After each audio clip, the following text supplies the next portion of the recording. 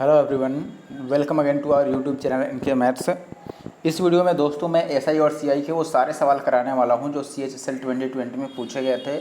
और आपको बता दूं दोस्तों कि मैक्सिमम क्वेश्चन इसमें कैलकुलेटिव करने की कोशिश की गई है। एसएससी ने ऐसे सवाल रखे हैं जो देखने में तो ईजी ही हैं, ठीक है। कैलकुलेट करना भी ईजी है, लेकिन कैलकुलेशन उसमें का थोड़ा ट्रिकी है, थोड़ा सा आप उसको मॉडरेट टू टफ बोल सकते हैं जो कैलकुलेशन है। यानी कि हर एक क्वेश्चन में कोशिश की गई है कि आंसर या तो पॉइंट में आ जाए, या फिर आंसर में डीएस अप्लाई ना हो, या फिर आंसर में यूनिट डिजिट अप्लाई ना हो, ठीक है। ऐसे ऐसे क्वेश्चन बनाने की कोशिश की गई है। हर एक क्वेश्चन में नियरेस्ट टू होल नंबर बोला गया है बनाने के लिए, कि जो निकटवर्ती होल नंबर है, पूर्ण संख्या तक आंसर बताइए या दशमलव के 2 स्थान तक आंसर बताइए। तो ऐसे कुछ क्वेश्चन बनाने की कोशिश किया गया है, ठीक है। तो काफ़ी लोगों ने बोला था कि एसआई सीआई की पहले करा दीजिए, तो एसआई सीआई का क्वेश्चन मैं आज लेकर के आ रहा हूँ। और कोशिश किया है मैंने कि जो भी क्वेश्चन एसआई सीआई में आए हों, भले ही कैलकुलेटिव हो, लेकिन एग्जाम पीरियड के दौरान आप एग्जाम के दौरान उसको कैसे टिकल करेंगे, उन कैलकुलेशंस को कैसे आप करेंगे कम समय में, ये सारा बात मैंने डिस्कस किया है। हर एक क्वेश्चन को सॉल्व किया है, आपको बताया है कि अगर ऐसे कैलकुलेटिव क्वेश्चन आपको एमटीएस में देखने को मिले या आगे सीएचएसएल या फिर सीजीएल के पेपर में देखने के लिए मिले ऐसे कैलकुलेटिव सवाल, तो आप उनको कैसे एग्जाम में कैलकुलेट करके जल्दी आंसर निकाल पाएंगे, ठीक है। अच्छे तरीके, अच्छे कैलकुलेशन के मेथड सारे मैंने बता रखे हैं। आप पूरी वीडियो को अंत तक देखिएगा और वीडियो आपके लिए फ़ायदेमंद हो तो जरूर से वीडियो को लाइक और कमेंट करना, बिल्कुल कमेंट करना ना भूलना। आप कमेंट जरूर नीचे करना, जिससे हमें पता चले कि कितने ऐसे लोग हैं जो हमारी वीडियो को देखते हैं, ठीक है। चलिए, इससे रेगुलर जो कमेंट करने वाले लोग हैं उनके नाम भी याद रहते हैं कि ये लोग वीडियो देखते हैं। तो आप भी कोशिश कीजिए कि कमेंट कीजिए वीडियो देखने के बाद, और वीडियो को पूरी देखिए, क्योंकि क्वेश्चंस नए नहीं हैं, क्वेश्चन वही हैं, बस उनके डेटा इस तरह से दिए गए हैं कि वो कैंडिडेट को कैलकुलेटिव लगे और क्वेश्चन को वो स्किप कर दे, ठीक है। फिर भी मैं आपको बताता हूं कि आप कैसे बिना स्किप किए और कम समय में इन सवालों को सॉल्व करेंगे। आप पूरी वीडियो देखेंगे, आपको पता चल जाएगा। अगर आपको इसकी पीडीएफ चाहिए तो हमारा Telegram group NK maths Nandu Kumar join कर ले, और यूट्यूब पर हमें एनके मैथ्स नंदू कुमार के नाम से सब्सक्राइब कर सकते हैं इस चैनल को, जहाँ पर आपको हमारी सारी वीडियो देखने को मिलेंगी, ठीक है। आगे बढ़ते हैं और पहले क्वेश्चन से शुरुआत करते हैं। पहला सवाल यहाँ पर आपके सामने ये है दोस्तों, हिंदी इंग्लिश दोनों में सवाल लिखा हुआ है। ये ऑलरेडी मैंने बताया था आपको कि हिंदी इंग्लिश दोनों में मिलता है सवाल हमारे पास। सवाल ये है दोस्तों कि एक आदमी 2 वर्ष के लिए 8% प्रति वर्ष साधारण ब्याज की दर पर 7,000 रुपये और उसी अवधि के लिए समान दर पर, जहाँ पर होना चाहिए समान दर पर वार्षिक रूप से चक्रवृद्धि ब्याज, अब ये चक्रवर्ती लिखा है, चक्रवृद्धि आप बात समझ लेना, 10,000 रुपये का निवेश करता है परिपक्वता होने पर, यानी कि टाइम खत्म होने पर, ठीक है। परिपक्वता यहाँ पर मैच्योरिटी लिखा गया है, तो परिपक्वता या मैच्योरिटी का मतलब है टाइम खत्म होने पर क्रमशः कुल ब्याज तथा कुल राशि कितनी मिलेगी। सवाल पहला ये है दोस्तों, आप देख ही रहे हैं यहाँ पर पहला सवाल है कि 7,000 रुपये 8% रेट के हिसाब से 2 साल के लिए सिंपल इंटरेस्ट दिया गया है, ठीक है, और उतने ही टाइम के लिए, ठीक है, और उसी रेट पर 10,000 रुपये लगाया गया है चक्रवृद्धि ब्याज पर। तो आपसे कह रहा है कि टाइम खत्म होने के बाद टोटल चक्रवृद्धि ब्याज कितना मिलेगा और टोटल आपका जो अमाउंट बनेगा वो कितना बनेगा। तो अगर मैं एसआई की बात करता हूँ, आप ध्यान दीजिएगा दोस्तों, एसआई की बात करता हूँ तो एसआई हम कैसे कैलकुलेट करते हैं। हम यहाँ पर एक बात समझिए आप ज़रा, अगर मैं एसआई की बात करता हूँ तो एसआई जो निकलेगा वो 7,000 पर लगाया गया है दोस्तों, 7,000 रुपये पर। और एसआई कितना परसेंट मिलेगा आप बताओ, 8% के हिसाब से 2 साल के लिए, तो 8% के हिसाब से 2 ईयर के लिए एसआई 8 2 16 बनेगा, 16%, तो इसका 16% निकलेगा। 16% अगर आप निकालते हैं तो इस परसेंटेज से तो 2 जीरो खत्म हो जाएगा, और 16 से 112 होता है और 1 जीरो, यानी कि 1120 रुपये तो हमें मिलेंगे केवल एसआई के। अब अगर मैं बात करूँ सीआई का दोस्तों कि सीआई कितना मिलेगा, तो आप एक बात बताइए कि सीआई में सब चीज़ वही है, 8% रेट है और 2 साल का समय है। तो 8% रेट का 2 साल के लिए सीआई कितना निकलेगा बताओ, 8 गुना 16 और 0.8 का स्क्वायर कर दो, 8 का स्क्वायर होता है 64, यानी कि 16.64 का आपको मिलेगा परसेंटेज सीआई, ठीक है। तो सीआई अगर आप निकालेंगे तो 10,000 का कितना होगा दोस्तों, 10,000 रुपये का होगा 16.64%। अब देखो ये 4 जीरो से पूरा ये पॉइंट और ये परसेंट सारे के सारे खत्म हो जाएंगे 4 जीरो से कट के, तो ये कितने मिल गया आपको 1664 रुपये, ठीक है। तो यहाँ से टोटल बताओ कि टोटल ब्याज आपको कितना मिल गया, तो आप बोलेंगे 4 का 4 6 2 8, लास्ट में 84 ब्याज में आना चाहिए। बताओ किस में है, ऑप्शन बी बता दें, नहीं ऑप्शन डी में भी 84 आ रहा है ना, लेकिन ऑप्शन डी क्यों लगाएं बताओ आप। ब्याज की राशि जो होगा वो अमाउंट से तो कम होगा ना, ब्याज पहला वाला है, दूसरा वाला अमाउंट है, ऑप्शन डी हो ही नहीं सकता है, ऑप्शन बी ही लगाएंगे। आप पूरा निकाल लो, कोई दिक्कत नहीं है। देखो ये 4 और 6 2 8, 6 और 1 7 और फिर 1 और 1 2, 2784 रुपये का केवल ब्याज बन रहा है। तो किस ऑप्शन में ब्याज 2784 है? केवल ऑप्शन ए में, बी में है, बस खेल खत्म। दूसरे ऑप्शन पर जाने की जरूरत नहीं है। अब अगर आप अमाउंट निकालना चाहते हैं तो आपको पता है कि हम अमाउंट कैसे निकालते हैं दोस्तों। अमाउंट होता है प्रिंसिपल और प्लस का इंटरेस्ट, यानी कि मूलधन और प्लस का ब्याज। तो मूलधन एक बार 10,000 लगाया गया था, एक बार 7,000, यानी कि 10 और 7 17,000 रुपये, तो ये हो गए। और प्लस का जो हमें इंटरेस्ट मिला है, ब्याज, वो मिला है 2784 रुपये। इनको जोड़िएगा तो आपका ये वाला आ जाएगा यहाँ पर अमाउंट कितना, 19,784। 2 नंबर सवाल देखिए दोस्तों। 2 नंबर सवाल में आपको कह रहा है कि यदि एक निश्चित धनराशि पर 3 सालों के लिए 10% वार्षिक दर से चक्रवृद्धि ब्याज लगाया जाए तो चक्रवृद्धि ब्याज और साधारण ब्याज का अंतर 279 रुपये है, तो वह धनराशि बताइए। यानी कि कोई सम है, कोई प्रिंसिपल है, 3 साल के लिए 10% रेट पर लगाया गया है और इसमें चक्रवृद्धि ब्याज और साधारण ब्याज का जो डिफरेंस है वो दिया है। आपको पता है दोस्तों कि 3 साल में 10% के हिसाब से सीआई कितना बनेगा, 33.1%। आपने पढ़ा होगा परसेंटेज सीआई। और एसआई कितना बनेगा बताओ? हर एक साल 10% मिलेगा, तो 3 साल में एसआई 10 या 30% मिल जाएगा। तो अंतर कितना हो गया यहाँ पर? 3.1% का अंतर हो गया। और ये अंतर सवाल में कितना है? 279 के इक्वल है। ये अंतर जो है ये 279 के इक्वल है। और हमें 100% बताना है कि 100% की वैल्यू क्या होगी। अब बताओ, ये पॉइंट हटा दें तो यहाँ पे एक जीरो लग जाएगा और इससे ये कितनी बार में कट रहा है बताओ? 9 टाइम्स। और ये जीरो का जीरो है, तो 100% की वैल्यू कितनी हो जाएगी? 9 पर 3 जीरो, यानी कि 9000। Option B is the correct answer. आप डीएस भी लगा सकते थे यहाँ पर, या यूनिट डिजिट भी हम चेक कर सकते थे लास्ट का 3 जीरो हटा के, तो यूनिट डिजिट भी चेक हो जाता। अभी देखो, आपको जैसे मैंने बताया था कि बहुत सारे ऐसे सवाल हैं जिसमें ना तो यूनिट डिजिट लग पाएगा ना ही डीएस लग पाएगा। आप पूरी वीडियो देखिएगा, आपको जरूर दिखेगा ऐसा सवाल। काफ़ी सारे ऐसे सवाल हैं, ठीक है। लास्ट के जितने भी सवाल हैं, मैक्सिमम सवाल आपको ऐसे ही मिलेंगे जिनमें कोई कैलकुलेशन ट्रिक्स नहीं लग सकती हैं। देखिए यहाँ पे अगला सवाल, 8,000 रुपये की धनराशि पर एक निश्चित वार्षिक ब्याज दर पर 3 वर्ष में साधारण ब्याज 3600 रुपये है। और यदि ब्याज की गणना 8 माह चक्रवृद्धि आधार पर की जाती है, ठीक है। 8 माह चक्रवृद्धि आधार पर कहने का मतलब है कि जो इंटरेस्ट चक्रवृद्धि ब्याज में लगाया जाएगा वो काउंट किया जाएगा हर एक 8 महीने पर, ठीक है। अब ये कह रहा है तो ऐसे में उस राशि पर जो ब्याज दर है वो 2 वर्ष के बाद कितनी धनराशि प्राप्त होगी, ये पूछ रहा है। एक बार सवाल आप वापस से समझ लो कि सवाल क्या था। सवाल में ये बोल रहा था दोस्तों कि 8,000 रुपये की राशि है, वो एक निश्चित ब्याज दर पर 3 साल में साधारण ब्याज कितना दे देता है? 3600 रुपये। अब ये कह रहा है कि यदि उसी राशि को 2 साल के लिए उसी दर से लगाया जाए, राशि सेम है यानी कि प्रिंसिपल सेम है, रेट सेम है, टाइम 2 ईयर्स हो जाए और 8 माह पर चक्रवृद्धि ब्याज जोड़ा जाए, कंपाउंडेड जो किया जाए वो 8 मंथली किया जाए, तो यहाँ पर कह रहा है कि धनराशि कितनी प्राप्त होगी, यानी कि लास्ट में जो इंटरेस्ट मिलाकर आपको जो अमाउंट मिलेगा वो कितना मिलेगा। तो डेफिनेटली पहले हमें रेट निकालना पड़ेगा, ये बात तो आप समझ ही रहे हैं। तो अगर हमें रेट निकालना पड़ेगा दोस्त, तो आप बताइए पहले कि 8,000 की राशि जो है वो 3600 ब्याज दे रहा है, तो रेट हम कैसे निकालते हैं? 3600 रुपये का ब्याज मिला है दोस्तों, कितने रुपए पर? 8,000 रुपये पर, और गुणा का 100, और नीचे कितने टाइम में मिला है? 3 साल में। इनको कटा लीजिए आप, तो 3 जीरो से देखो 2 और 1 3 जीरो तो कट जाएगा। अब आप कटाओगे तो ये कितना बार में कटेगा? देखो 5 दूना 10 और ये 4 दूना 8। अब ये 4 तिया 12 तिया 36, तो रेट ऑफ इंटरेस्ट जो आ गया ये 15% का आ गया। 15% का रेट ऑफ इंटरेस्ट आ गया। अब यहाँ पर देखिए दोस्तों, हमसे ये कहा है कि 8 महीने पर चक्रवृद्धि ब्याज आपको 8 महीने का के हिसाब से काउंट किया गया है। तो 2 साल अगर हमें टाइम दिया गया है, टाइम जो है वो 2 साल यानी कि 24 महीने हैं, तो 24 मंथ को अगर आप 8 मंथ में डिवाइड करिएगा तो 3 साइकिल बनेगा, 1 2 और 3। 3 साइकिल बन गया, यानी कि हमें टाइम कितना लेना पड़ेगा दोस्तों? 3 साल लेना पड़ेगा। टाइम हमें 3 लेना पड़ेगा, बात समझ रहे हैं। और रेट की अगर बात करें तो रेट कैसे निकाल सकते हैं हम दोस्तों? 12 महीने का रेट कितना लगना है, तो आप बोलेंगे 15%। ध्यान दीजिए 12 महीने का जो रेट लगेगा, यहाँ पर ध्यान दीजिए, ये 3 हो गया। रेट जो है दोस्तों ये 15% तो तब लगेगा जब 12 महीने हो, लेकिन हमें कितने महीने का निकालना है भाई? 8 महीने के हिसाब से निकालना है, तो इसको डायरेक्ट आप कटा सकते हैं। देखिए मैं कैसे रेट निकाल रहा हूँ, आप पहले बात को समझ लीजिए कि रेट को निकालना कैसे है यहाँ पर, तभी जाके बात बनेगा, ठीक है।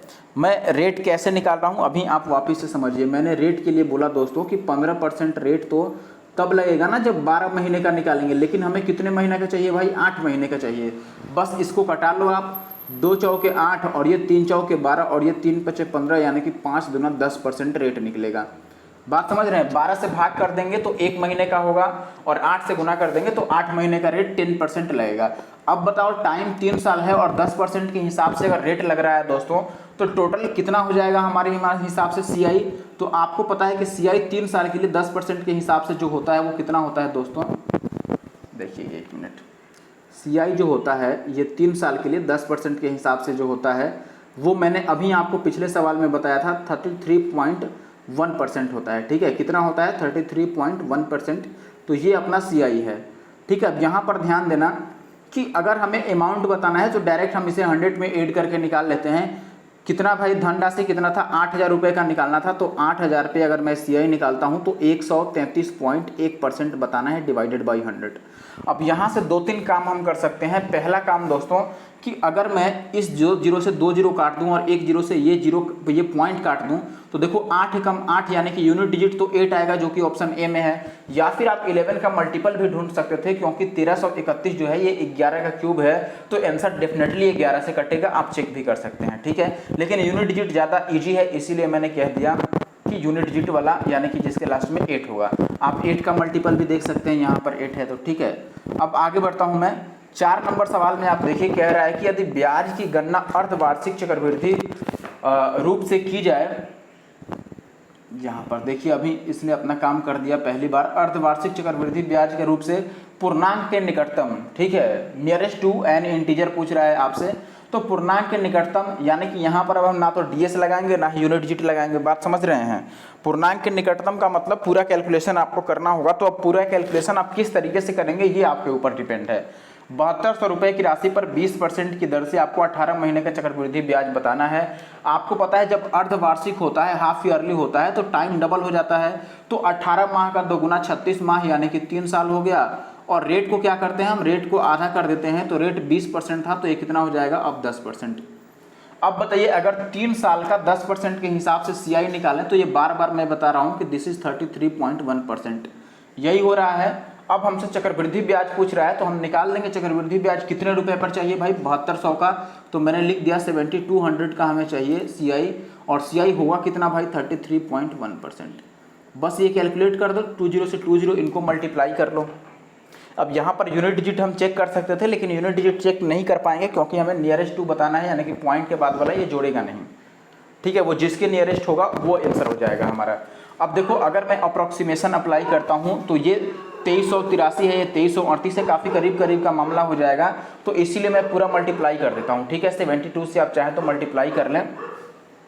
अब कैसे मल्टीप्लाई करें आप बताइए? अलग अलग मल्टीप्लाई कर लेते हैं। इसको मैं मान लेता हूँ कि ये 8 9 72 है, 8 9 जा, और पहले मैं 9 से इसको मल्टीप्लाई कर देता हूँ, फिर 8 से मल्टीप्लाई कर दूंगा।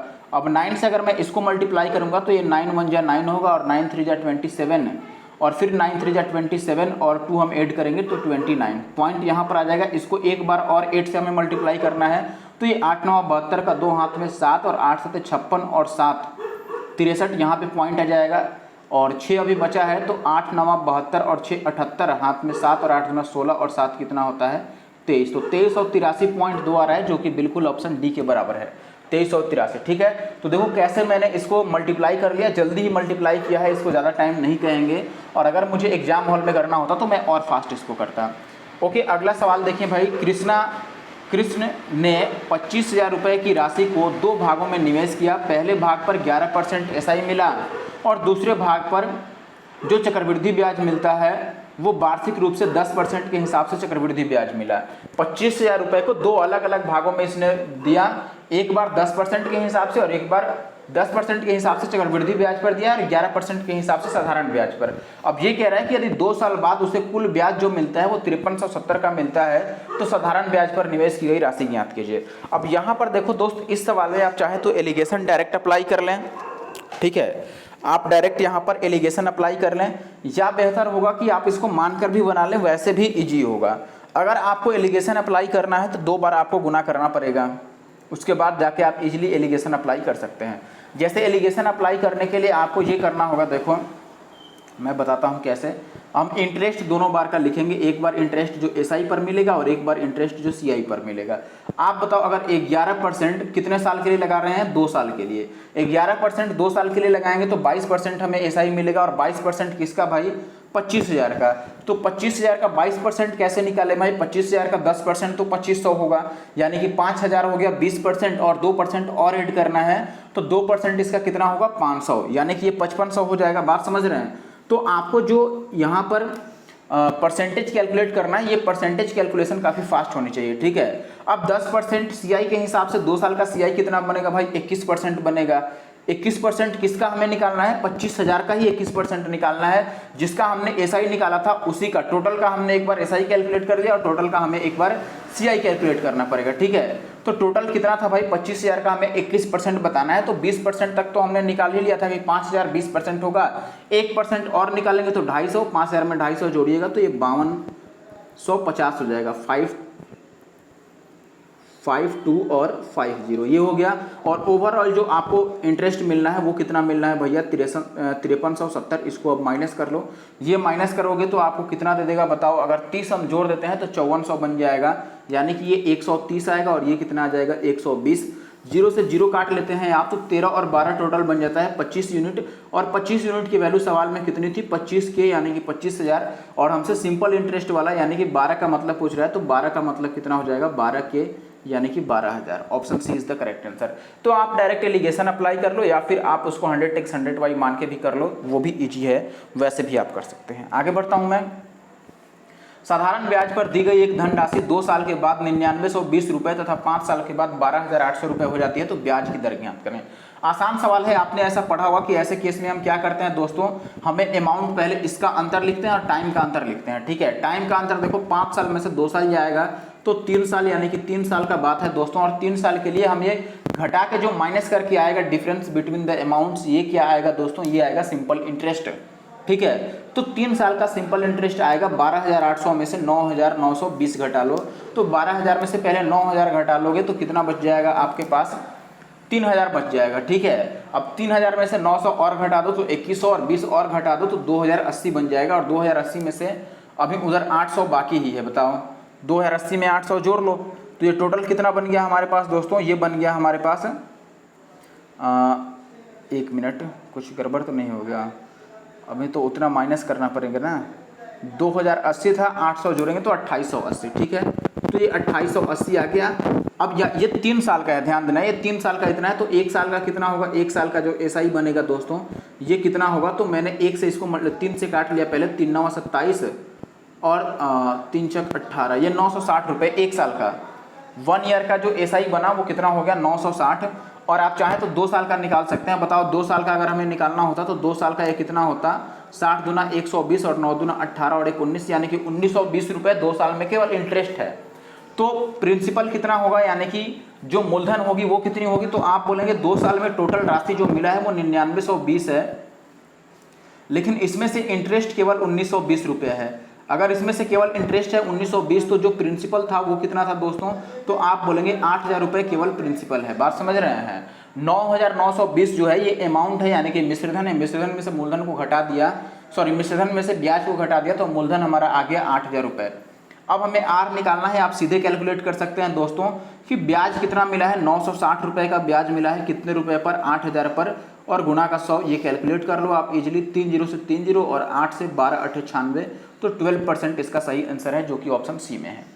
आगे बढ़ जाऊं अब। अगला सवाल है दोस्तों, 2,60,000 रुपये की धनराशि अर्जित 12% ब्याज का उपयोग, यानी कि 2,60,000 रुपये पर जो 12% के हिसाब से इंटरेस्ट मिलता है, उसको स्कूल में हर एक वर्ष सामान्य मूल्य के हिसाब से 24 छात्रों को छात्रवृत्ति दे दिया जाता है, यानी कि स्कॉलरशिप दे दिया जाता है। तो आपको बताना है कि स्कॉलरशिप का मूल्य हर एक छात्र के लिए कितना है, हर एक स्टूडेंट्स के लिए, ठीक है। पर स्टूडेंट कितना पड़ा वो। तो कुल मिलाकर आपको काम क्या करना है? इसका 12% आप निकाल लो और उसको 24 से डिवाइड कर दो, यही काम है। तो इसका 12% निकालेंगे, तो इसका 1% निकालने के लिए देखो 2 0 पहले मैं काट देता हूं, तो ये बना 1%।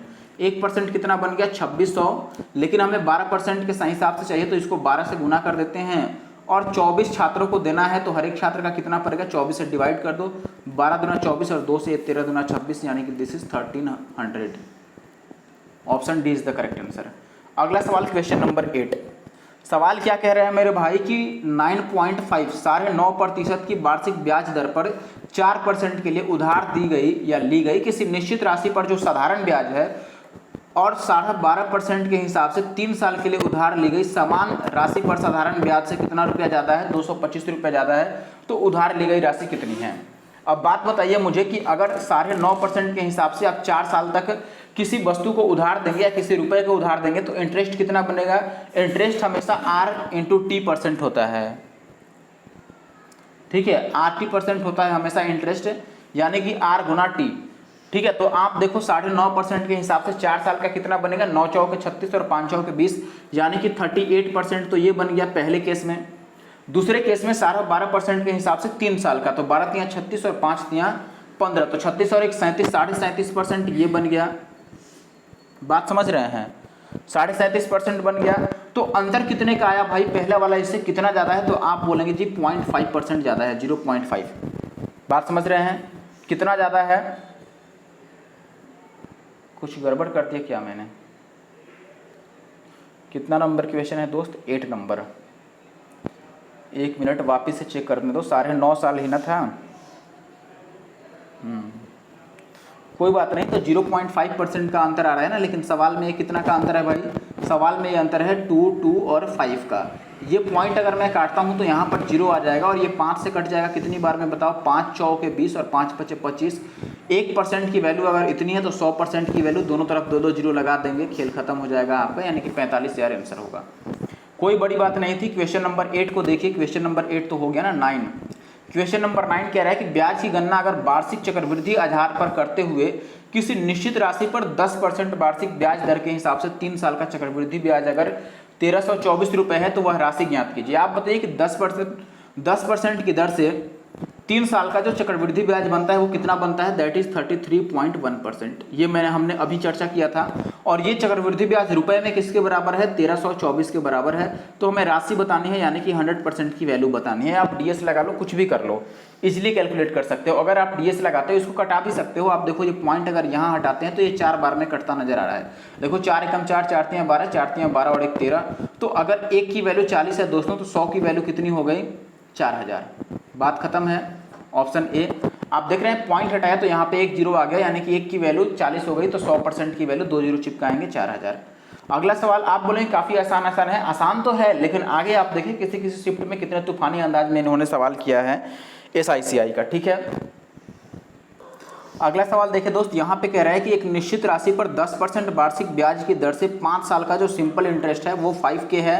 और ये कह रहा है कि 10% वार्षिक चक्रवृद्धि ब्याज की दर से वार्षिक रूप से चक्रवृद्धि होने वाले 2 साल के चक्रवृद्धि ब्याज का आधा है, ठीक है। यानी कि साधारण ब्याज जो 5 वर्षों का 10% के हिसाब से साधारण ब्याज जो बनता है, सवाल का मतलब समझिएगा, ठीक है। पढ़ने का जो टोन था वो गलत हो गया मेरा।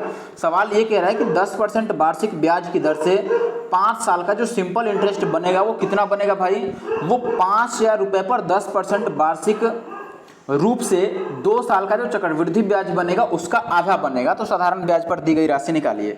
कोई बात नहीं, आप बताइए कि सिंपल इंटरेस्ट देखो 10% के हिसाब से 5 साल का जो सिंपल इंटरेस्ट बनेगा वो कितना बनेगा भाई, 10 पचे 50, 50%।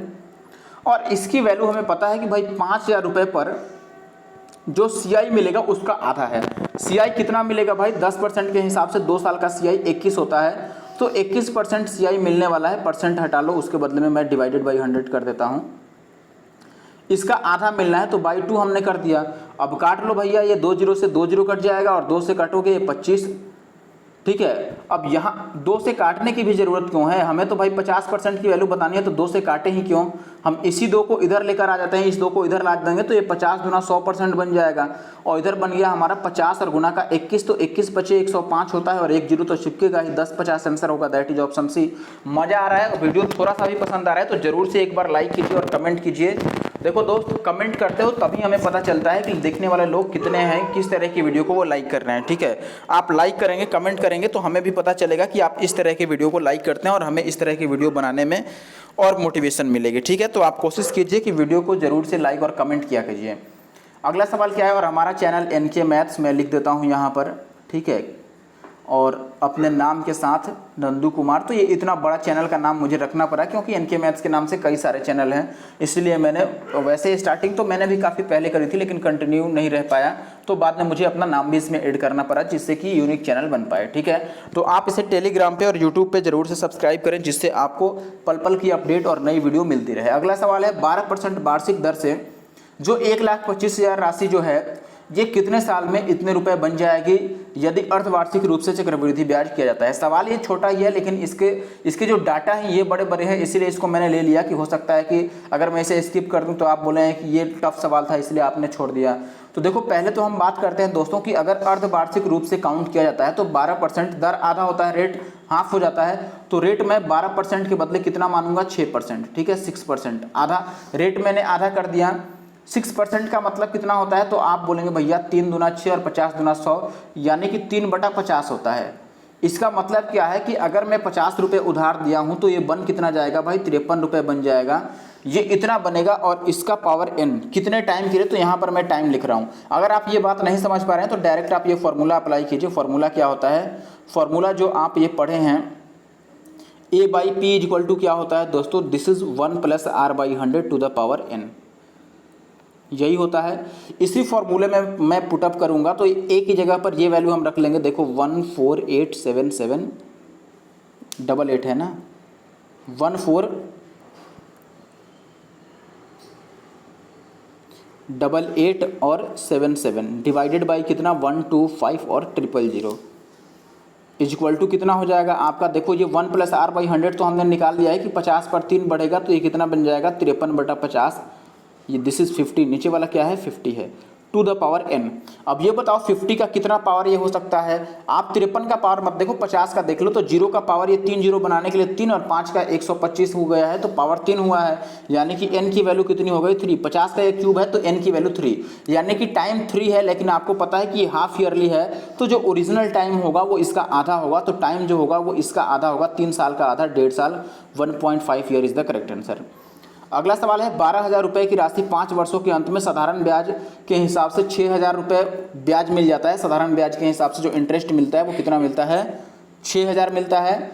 आगे कह रहा है कि इसी धनराशि पर 3 वर्षों में समान दर से वार्षिक रूप से चक्रवृद्धि ब्याज होने वाला, चक्रवृद्धि ब्याज हो रहा है तो चक्रवृद्धि ब्याज बता दो कितना होगा, यानी कि कंपाउंड इंटरेस्ट पूछ रहा है हमसे। ठीक है, कोई दिक्कत नहीं है, बस रेट सेम है दोनों केस में, यही कह रहा है। तो रेट आपको निकालनी पड़ेगी, रेट निकाल लो कितना मिलेगा भाई। तो आप रेट निकालने के लिए बोलेंगे सीधा कि ब्याज कितना मिला है भैया, 6,000 मिला है, कितने रुपए पर, 12,000 रुपये पर। ठीक है, और गुणा में 100, और कितने टाइम में मिला है ये, 5 साल में, तो 5 से हमने डिवाइड कर दिया। अब आप देखोगे कि पहले तो ये 12×5 = 60 से ये 60 कट गया, फिर ये 3 0 से 2 और 1 3 0 कट गए, तो आपका रेट कितना आ गया, 10% आ गया। अब अगला बार में ये कह रहा है कि 3 साल का इसी धनराशि का, यानी कि प्रिंसिपल सेम रहेगा, बस टाइम 3 साल हो जाएगा, रेट भी सेम रहेगा। तो 10% का 3 साल के लिए CI आपको याद है 33.1%, 33.1% परसेंटेज में ये वैल्यू है। तो आपको ये कैलकुलेट करना है, बस 33.1% कैलकुलेट कर लो कितना होगा, किसका, 12,000 का। तो 12,000 का 1% आपको पता है कितना होगा भाई, 120 होगा, और इतना गुना में 33.1 बताना है। पॉइंट से 0 काट दूँ तो 2 एकम 2, लास्ट में 2 आएगा, ये कौन नहीं जानता है, ऑप्शन डी हो गया, खेल खत्म। यूनिट डिजिट 2 आ रहा है। आगे बढ़ते हैं, जहाँ पर यूनिट डिजिट लगना है वहाँ पे लगाओ, जहाँ DS लगना है लगाओ, जहाँ मल्टीपल लगना है लगाओ, तभी जाकर के सवाल आपका टाइम से पहले बनेगा और आप उसको सही टाइम पर सॉल्व कर पाएंगे और बाकी सवाल के लिए टाइम बचा पाएंगे। ठीक है, वरना आप कैलकुलेशन में ही फंसे रह जाएंगे और पता चला कि इससे भी इजी सवाल आपने छोड़ दिया। अगला सवाल है भाई कि 7,500 रुपये की धनराशि 4 वर्ष में प्राप्त चक्रवृद्धि ब्याज ज्ञात करना है।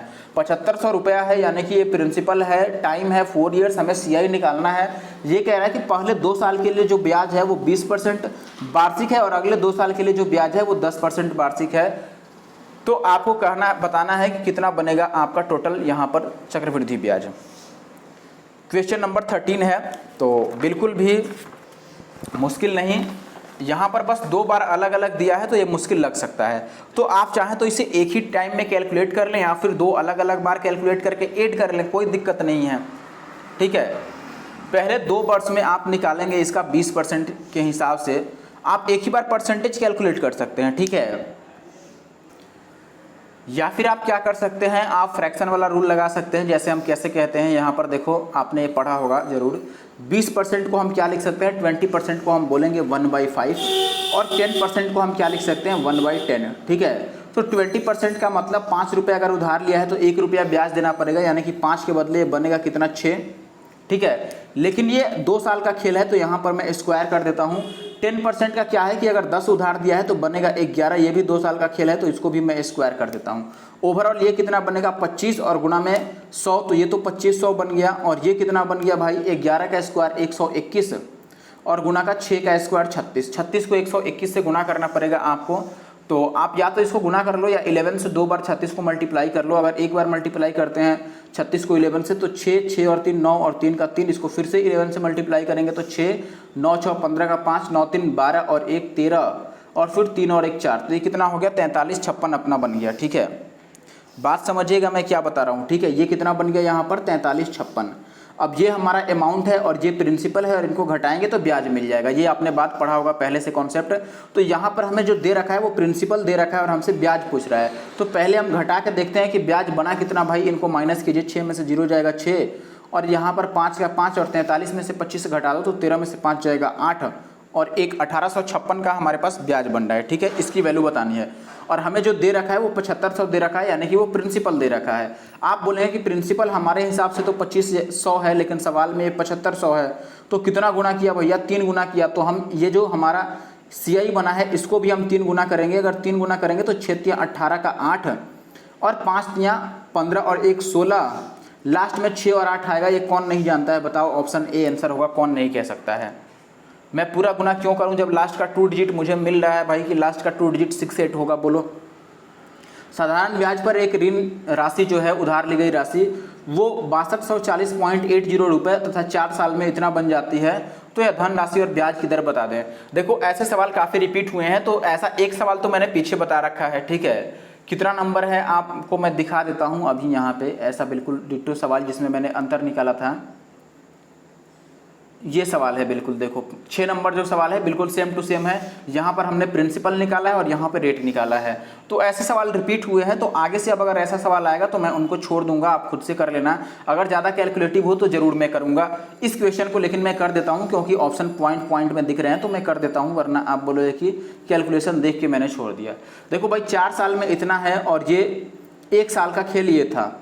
ठीक है, तो पहले टाइम में अंतर बताओ, 4 साल और यहाँ पर 1 साल, तो 3 साल का अंतर आ गया। तो 3 इयर्स के जो इंटरेस्ट मिला ऐसा ही वो कितना मिल गया, इनको घटाओ भाई। तो आप बोलेंगे 0 में से 0 जाएगा 0, 12 में से 8 जाएगा 4 और फिर पॉइंट, और यहाँ पर आ गया कितना, 2 आ गया, 2 में से 0 जाएगा तो 2 ही बचेगा। और यहाँ पर आ गया कितना, 6, तो 6 में से 4 जाएगा तो फिर से 2 बच गया और 75 बच गया उधर, और इधर 62 बन गया। 75 में से 62 घटा दो तो 8 5 13, तो ये कितना बन गया, 13 22.40। यहाँ पे 13 भी लिखना पड़ेगा हमें, 13 ये साफ में, ये कितना हो गया 13।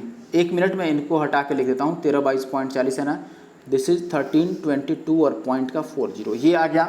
अब यहाँ से आप चाहें तो 1 साल का निकाल सकते हैं या 4 साल का निकाल सकते हैं। अगर ये 3 से कट जाए तो हम 1 साल का निकाल लेंगे। तो पहले हम चेक करते हैं कि क्या ये 1 ईयर का निकल जाएगा। यहाँ से ये 3 से डिविजिबल है, तो देखो 4 और 2 6 और 2 8, 8 और 4 12, 3 से कट जाएगा, कटा लेते हैं। 3 चौके 12, 3 चौके 12 और 3 और 8 24, इतना आ गया हमारे पास।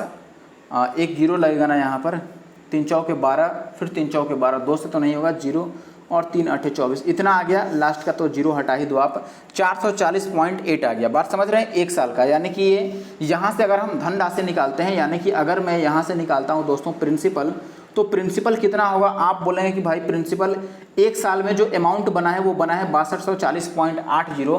अगर मैं उसमें से इसको घटा देता हूँ, यहाँ पर भी 0 ले लेते हैं, ये 80।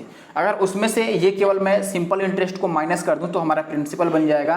तो 6240.80 में से इसको घटाओ, 80 में से 80 जाएगा तो 0, और लास्ट में से 40 में से 40 जाएगा तो वो भी 0, और 62 में से 4 जाएगा तो 58, यानी कि ये 5800 बन गया। अब 5800 वाला देखो ऑप्शन में 2 है, यहाँ भी है यहाँ भी है, इसीलिए हमें रेट भी निकालना पड़ेगा। अगर एक ही जगह रहता तो हम डायरेक्ट आंसर लगा देते हैं। ठीक है, तो चलो हम रेट निकालते हैं। रेट कैलकुलेट कर लो भाई। रेट अगर कैलकुलेट करेंगे तो आप बोलेंगे कि 1 साल में कितना मिला है भाई आपको ब्याज, तो आप बोलेंगे पहले ये ब्याज मिला है हमारे पास कितना 440 और पॉइंट का 8, मैं साफ साफ और लिखता हूँ, लिख तो नहीं पाता हूँ लेकिन फिर भी कोशिश करता हूँ। 440 पॉइंट का 8, ये इंटरेस्ट मिला है कितने रुपए पर भैया, 5800 रुपये पर और गुना का 100। बस यही निकालना है। तो आप इस 20 से 20 ये पॉइंट में आएगा ही आएगा। 8 5 13 आप डीएस अप्लाई कर लेते हैं ना, बेहतर होगा, लेकिन दो ऑप्शन सेम है तो कुछ कह नहीं सकते। दो ऑप्शन सेम से क्या मतलब है भाई, यहाँ पर 5800 जिसमें मिलेगा उसी में बात बनेगा ना, डीएस अप्लाई करो, सीधा सीधा डीएस लगा दो। 8 5 13 यानी कि नीचे कितना हो रहा है भैया, 3 और 1 4 डीएस आ रहा है, तो हम दोनों तरफ 7 से मल्टीप्लाई करेंगे, इसको 7 से मल्टीप्लाई करके आप डीएस निकाल लो। अगर आप डीएस निकालने जाते हो तो ये देखो 4 4 8 8 16 16 का डीएस 7 ही आएगा, तो 7 से 49, 49 में 9 को तो लेंगे नहीं, तो 4 डीएस बनेगा। और 4 डीएस किसका है, वाह, डीएस सारा का ही 4 है। हमने बेवकूफ़ी कर दी भाई, पहले चेक कर लेना था ऑप्शन में। देखो इनका तो भाई 7 6 13, इनका भी डीएस 4 है और इनका भी डीएस 4 है। काफ़ी मेहनत किया है क्वेश्चन बनाने में भी इन्होंने। चलो हम काट पीट लेते हैं, फिर डीएस निकालने से कोई फ़ायदा नहीं हुआ, टाइम अपना गया, कोई बात नहीं। 58 29 से कट जाएगा, तो 29 से हम काटते हैं दोनों को, 29 से तो काटना पड़ेगा आपको। तो पहले मैं 2 से काट लेता हूँ, अगर इसको मैं 2 से काटता हूँ तो ये कितना बनेगा। अच्छा एक और काम कर सकते हैं, देखो एक और काम क्या कर सकते हैं कि हम 8 में किस चीज़ से गुना करें कि लास्ट में 8 ही आ जाएगा, ठीक है। अब हमारे पास 2 ऑप्शन हैं, या तो 76 आंसर होने वाला है या 85 आंसर होने वाला है। तो हमें 8 को उस यूनिट डिजिट से मल्टीप्लाई करके चेक करना पड़ेगा कि लास्ट में 8 आ जाए। बताओ 8 6 48, अगर 8 6 जा करते हैं 48, लास्ट में 8 तो आ जाएगा, लेकिन 5 पर तो ये 0 आ जाएगा। बात समझ रहे हैं, इसका मतलब सीधा है भाई कि आंसर हमारा जो आने वाला है वो डेफिनेटली ऑप्शन ए होगा, 76 आएगा, ना कि 8.5 आएगा। खेल खत्म हो गया। आप ये भी देख सकते हैं कि हमारे पास जो बचा था, देखो एक तरीका तो ये हो गया, एक तरीका ये भी हो सकता है हमारे पास कि आप बोलेंगे भाई कि देखो यहाँ पर हमने 2 0 से 2 0 तो काट दिया। अब देखो ना तो इसमें 5 है और ना ही इसमें 5 है, यानी कि आंसर 5 का मल्टीपल नहीं होगा। और ये जो दोनों ऑप्शन है ये 5 के मल्टीपल हैं, तो ये तो आंसर होने से रहे। तो इसका मतलब जो रेट बनेगा वो 7.6 ही बनेगा और ऑप्शन ए ही होगा, क्योंकि 58 से भी उसके साथ देखना है हमें, तो ऑप्शन ए में ही 5800 साथ में है, ठीक है। देखो काफ़ी अच्छा सवाल है, लेकिन अगर आप ऐसे अप्रोच करते हैं तो डेफिनेटली आप सबसे आगे निकलेंगे, ठीक है। और हमारे चैनल से आपको जो भी सपोर्ट मिलता है उसके बदले आप ज़रूर से कमेंट करके हमें बताएं कि आपको कोई फ़ायदा हो रहा है हमारी वीडियो से या नहीं हो रहा है। अगला सवाल कि एक निश्चित धनराशि पर 7 साल के लिए और उसी राशि पर 12 साल के लिए जो साधारण ब्याज का अंतर है वो 25,000 है। यदि ब्याज की दर 10% है तो राशि बताइए। आप बताओ भाई, 12 वर्ष और 4 वर्ष में कितने का अंतर है, 5 साल का अंतर है। और 5 साल के हिसाब से 5 साल अगर आप 10% के हिसाब से एसआई निकालोगे तो 10 × 50% बन जाएगा। तो 50% की वैल्यू आपको दिया गया है कि 2500 है। अगर 50% की वैल्यू 2500 है तो 100% की वैल्यू कितनी होगी बताओ। ये डबल तो ये भी डबल, 5 के बोलो 5000 ही ना होगा, 1 0 नहीं आएगा। 2500 का डबल 5000, ये option, 1 minute, option B is the correct answer. कैसे किया मैंने ये बोला भाई कि देखो आप ये भी कह सकते हैं कि देखो 10 7 70% तो पहले इंटरेस्ट मिलेगा, फिर 12 साल के लिए 12 दहाँ का 120% तो अंतर आ गया 50% का। 50% की वैल्यू अगर 2500 है तो आप जो राशि होती है, राशि जिसको हम प्रिंसिपल बोलते हैं, ये हमेशा 100% होता है, तो 100% की वैल्यू कितनी होगी मैंने कैलकुलेट कर दिया। अगला सवाल कह रहा है कि कोई धनराशि जो है वो 8% वार्षिक साधारण ब्याज की दर पर 3 साल में इतना हो जाता है और उसी राशि पर ब्याज 10 में 4 साल में इतना हो जाता है, तो आर का मान बताइए। मैंने ऐसा डिटो सवाल अभी पीछे कराया था जिसमें एक 6 नंबर पे था और मैंने दिखाया भी था कि ऐसा सवाल अगर आगे आएगा तो मैं छोड़ दूंगा, तो डेफिनेटली इसको मैं स्किप कर रहा हूँ। आशा है कि आप इसको बना लेंगे, ठीक है। और अगर फिर भी नहीं बनता है तो आप हमें टेलीग्राम पे इसे भेज सकते हैं, टेलीग्राम पे हम जरूर आपके डाउट्स को क्लियर करेंगे, ठीक है। तो देखिए अगला सवाल क्या है हमारे पास दोस्तों। अगला सवाल है कि अनामिका जो है, क्वेश्चन नंबर 18 है, ध्यान दीजिएगा, ठीक है। पूरे लगभग 30 सवाल हैं जिसमें से 18 नंबर पे हम आ चुके हैं और बीच के 1-2 सवाल मैंने मुश्किल से छोड़ा है क्योंकि छोड़ने लायक ज़्यादा सवाल नहीं था। अगर मैं सबको छोड़ दूं ऐसे छोटे बड़े सवालों को तो आप बोलेंगे कि जानबूझकर मैंने उसको स्किप कर दिया है, इसीलिए मैंने इसको नहीं हटाया, ठीक है। क्वेश्चन कह रहा है यहाँ पर, ध्यान दीजिएगा आप, कि अनामिका 15,000 रुपये के ऋण पर वार्षिक रूप से चक्रवृद्धि ब्याज होने वाले चक्रवृद्धि ब्याज की दर से, ठीक है, यानी कि 15,000 का सीआई के रेट ऑफ इंटरेस्ट से बोल रहा है। 3 साल बाद जो सीआई मिलता है वो 4965 रुपये मिलता है, ठीक है। और सुमन ने उसी रेट से 10,000 रुपये का एसआई सिंपल इंटरेस्ट लगाया है, 3 साल बाद उसको कितना ब्याज देना पड़ेगा ये, यानी कि सीआई दिया है और एसआई पूछ रहा है, जहां पर आपका रेट सेम है और टाइम अलग अलग है, प्रिंसिपल भी अलग अलग है। तो रेट हमें कैलकुलेट करना पड़ेगा। पहले देखो सीआई में कैसे रेट निकालते हैं, सीआई में जब भी रेट निकालना हो तो आप डायरेक्ट अमाउंट बाई पी करो, ठीक है। अमाउंट कितना है, देखो चक्रवृद्धि ब्याज केवल इतना है 4965, अगर 15,000 में इसको जोड़ोगे तो 15 और 4 कितना हो जाएगा 19 और 9 65, ये हो गया अमाउंट, और डिवाइडेड बाई अगर पी लिखते हो तो ये बन गया 15,000। 15 से डेफिनेटली इसको आपको काटना पड़ेगा, क्योंकि 3 साल का बात है तो इसे किसी ना किसी चीज़ का क्यूब बनाना है आपको, ये किसका परफेक्ट क्यूब है ये ढूंढना है।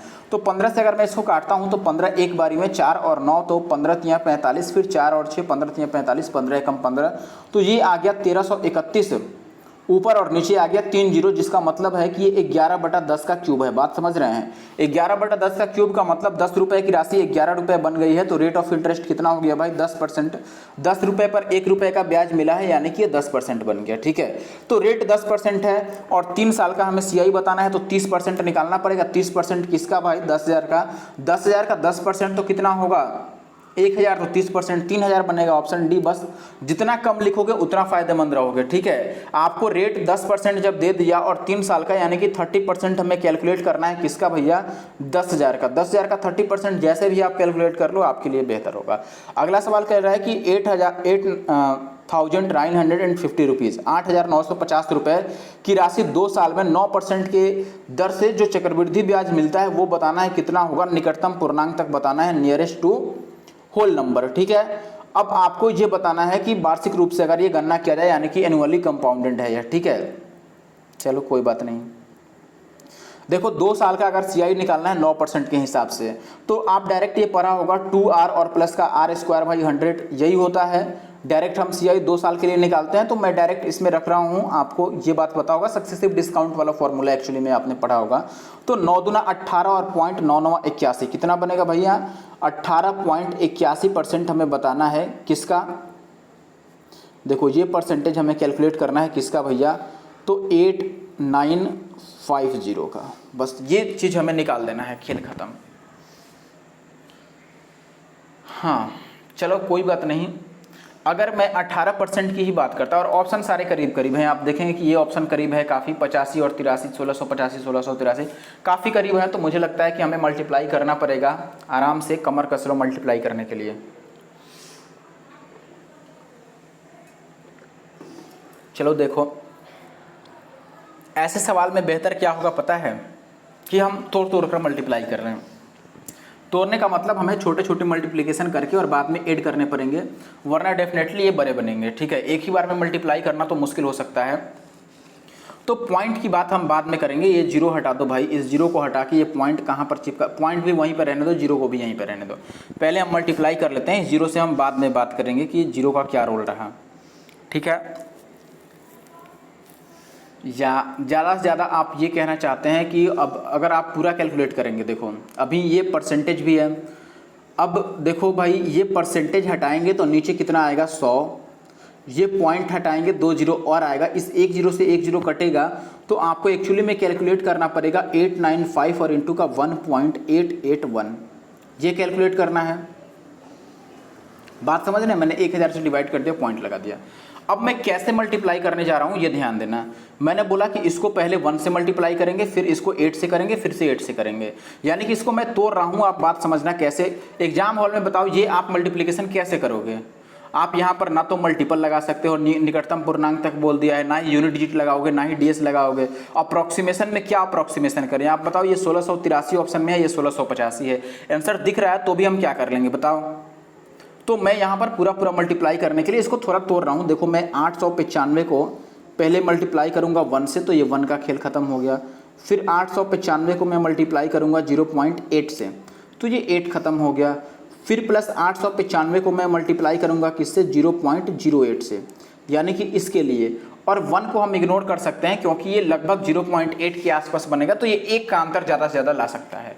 तो एक के अंदर से हम ज़्यादा जिसके नियरेस्ट होंगे वो हम अपना आंसर लगा लेंगे।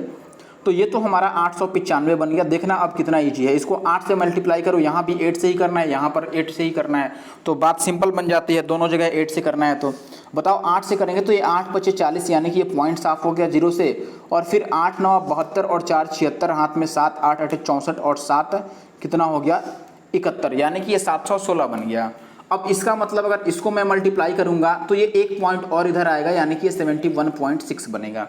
बस इनको ऐड कर लो कितना आता है। अगर ऐड करेंगे तो इस 0.6 को तो रहने दो, बाकी को ऐड कर लो। देखो 1 और 6 7 और 5 12 का 2, हाथ में 1, तो 7 और 1 8 और 1 9 और 9 18 का 8 हाथ में फिर से, यानी कि हासिल 1 और 7 8 और 8 16, 1682.6 जो कि लगभग 1683 के बिल्कुल करीब करीब है। तो 1683 अपना आंसर है। देखो ये 0.6 है और मैंने बोला था कि ये ज़्यादा से ज़्यादा 1 का डिफरेंट लाएगा, मैक्सिमम 1 का डिफरेंस लाएगा, जो लास्ट में 1 हमने नहीं लिया था। अगर उसको भी हम ले लेते तो ये डेफिनेटली 1683 यानी कि 1683 पॉइंट समथिंग आ जाता है। ठीक है, तो ऑप्शन ए जो है वो अपना सही उत्तर है, और आपको ऐसे ही कैलकुलेट करना पड़ेगा, वरना आप ये मल्टीप्लाई नहीं कर पाओगे। वहाँ पर ध्यान रखना, आप 3 अंक का लिख के मल्टीप्लाई करोगे ज़्यादा टाइम लग जाएगा। अगला सवाल है कि एक निश्चित धनराशि 12% वार्षिक दर पर 3 वर्षों के लिए सिंपल इंटरेस्ट जो है वो 6750 रुपये है, और उसी धन पर 20% वार्षिक ब्याज की दर से 2 वर्षों के लिए जो चक्रवृद्धि ब्याज है वो कितना है बताना है। यहाँ पर निकटतम पूर्णांकित है, देख रहे हैं निकटतम पूर्णांकित यानी कि नियरेस्ट टू होल नंबर, ये बता रहे हैं rounded off to the nearest whole number ऐसे। तो कोई बात नहीं है, चलो हम काम करते हैं, क्या कर सकते हैं देखते हैं, वही काम करेंगे। पहले रेट आपको दिया हुआ है, ठीक है, हमें यहाँ पर प्रिंसिपल निकालना पड़ेगा पहले, क्योंकि ये कह रहा है कि उसी धनराशि पर, तो वो धनराशि कितना है ये जानने के लिए हम पहले लाइन में आते हैं। पहली लाइन में आप देखेंगे कि एक बात लिख रखा है यहाँ पर कि 12% के हिसाब से 3 साल का एसआई दिया है, तो 12 यहाँ वो 36% बन गया। 36% की वैल्यू हमें दे रखा है कितना भैया 6 7 और 50, तो 100% की जो वैल्यू हम निकालेंगे वो हमारा प्रिंसिपल होगा। लेकिन क्या हमें प्रिंसिपल निकालने की ज़रूरत है, आप बताओ। प्रिंसिपल निकालूं मैं, प्रिंसिपल निकालूं? प्रिंसिपल निकालेंगे लंबा पड़ जाएगा, प्रिंसिपल निकालेंगे नहीं, हम डायरेक्ट परसेंटेज में बात कर लेंगे कि हमें जो दिया है वो तो दिया है 36% की वैल्यू 6 7 और 50 दे रखा है, लेकिन हमें कैलकुलेट करना है 20% के हिसाब से 2 साल का सीआई, और वो भी अर्धवार्षिक रूप से, हाफ ईयरली कंपाउंडेड है। ठीक है, तो देखो हाफ ईयरली है तो हम रेट को आधा कर लेंगे 10% और टाइम को डबल कर लेंगे, तो टाइम कितना हो जाएगा 4 साल। 10% के हिसाब से 4 साल का जो सीआई होता है जरूर याद रखिए 46.41% होता है, ये जरूर याद रखिए। आप देख भी सकते हैं, निकाल करके चेक कर सकते हैं। तो हमें 36% की वैल्यू दिया है और हमें 46.41% की वैल्यू बतानी है। अब बताओ किस तरह से परसेंटेज निकालोगे। 36% की वैल्यू ये है, 46.41% की वैल्यू आपको बतानी है। आप जैसे बेहतर समझे निकालना वैसे निकाल सकते हैं। ये 41 है, इसकी वैल्यू हमें बतानी है। क्या करें अब, इसके लिए उपाय है कि जहाँ तक कट सकता है हम काट लें। पहले देख लें 9 से कटेगा क्या, 7 5 12 6 18 कट रहा है, तो ये 36 से भी कट जाएगा। देखो आप डायरेक्ट भी कटा सकते हैं, 36 दूना 72 तो नहीं कटा पाएंगे, तो 9 से 2 बार कटा लेते हैं। 9 चौके 36 और ये 9 से काटेंगे तो 9 से 63 और बचेगा 4 5, तो 9 5 45 और 0। अभी ये 4 से मुझे नहीं लग रहा है कि कटेगा, ये 50 आ गया है, 4 की वैल्यू इतनी आ गई है। ठीक है, अगर 4 यूनिट की वैल्यू इतनी आ गई है तो हम 1 यूनिट की वैल्यू इसको कटा लें, पॉइंट में आएगा, लेकिन लग रहा है 6750, ये 4 से तो कट ही नहीं रहा है, तो ये पूरा तो इससे कटेगा नहीं। चलो कोई बात नहीं है, हम यहाँ पर ये लिख लेते हैं कि जो हमारा इसका वैल्यू बनेगा वो कितना बनेगा। आप इसको पॉइंट में भी कैलकुलेट कर सकते हैं और पूरा पूरा भी निकाल सकते हैं। मैं कहूँगा कि पहले आप इसको ऐसे लिख लो कि 4% की वैल्यू अगर 750 है तो 1% की वैल्यू कितनी होगी 750/4। अब देखो मैं यहाँ पे बिल्कुल अलग लिख रहा हूँ, 1% की वैल्यू हो जाएगी 750/4 और गुना में हमें निकालनी है 46.41 की वैल्यू। बस ये अब आप कैलकुलेट करो, कैसे कैलकुलेट करोगे। तो नियरेस्ट है तो डेफिनेटली हम DS नहीं लगाएंगे, तो हम यहाँ पर पहले डिवाइड ही कर लेते हैं। आप एक बात बताओ मुझे, ऑप्शन यहाँ पर थोड़ा दूर दूर है तो हम यहाँ पर डेफिनेटली लगाते हैं, क्या चीज़ लगा लें, तो आप बोले हैं कि भाई अप्रॉक्सीमेशन कर सकते हैं क्योंकि ऑप्शंस दूर दूर हैं इसमें। ठीक है, तो देखो मैं इससे इसको काटने की कोशिश कर रहा हूँ, कितनी बार में कटेगा बताओ।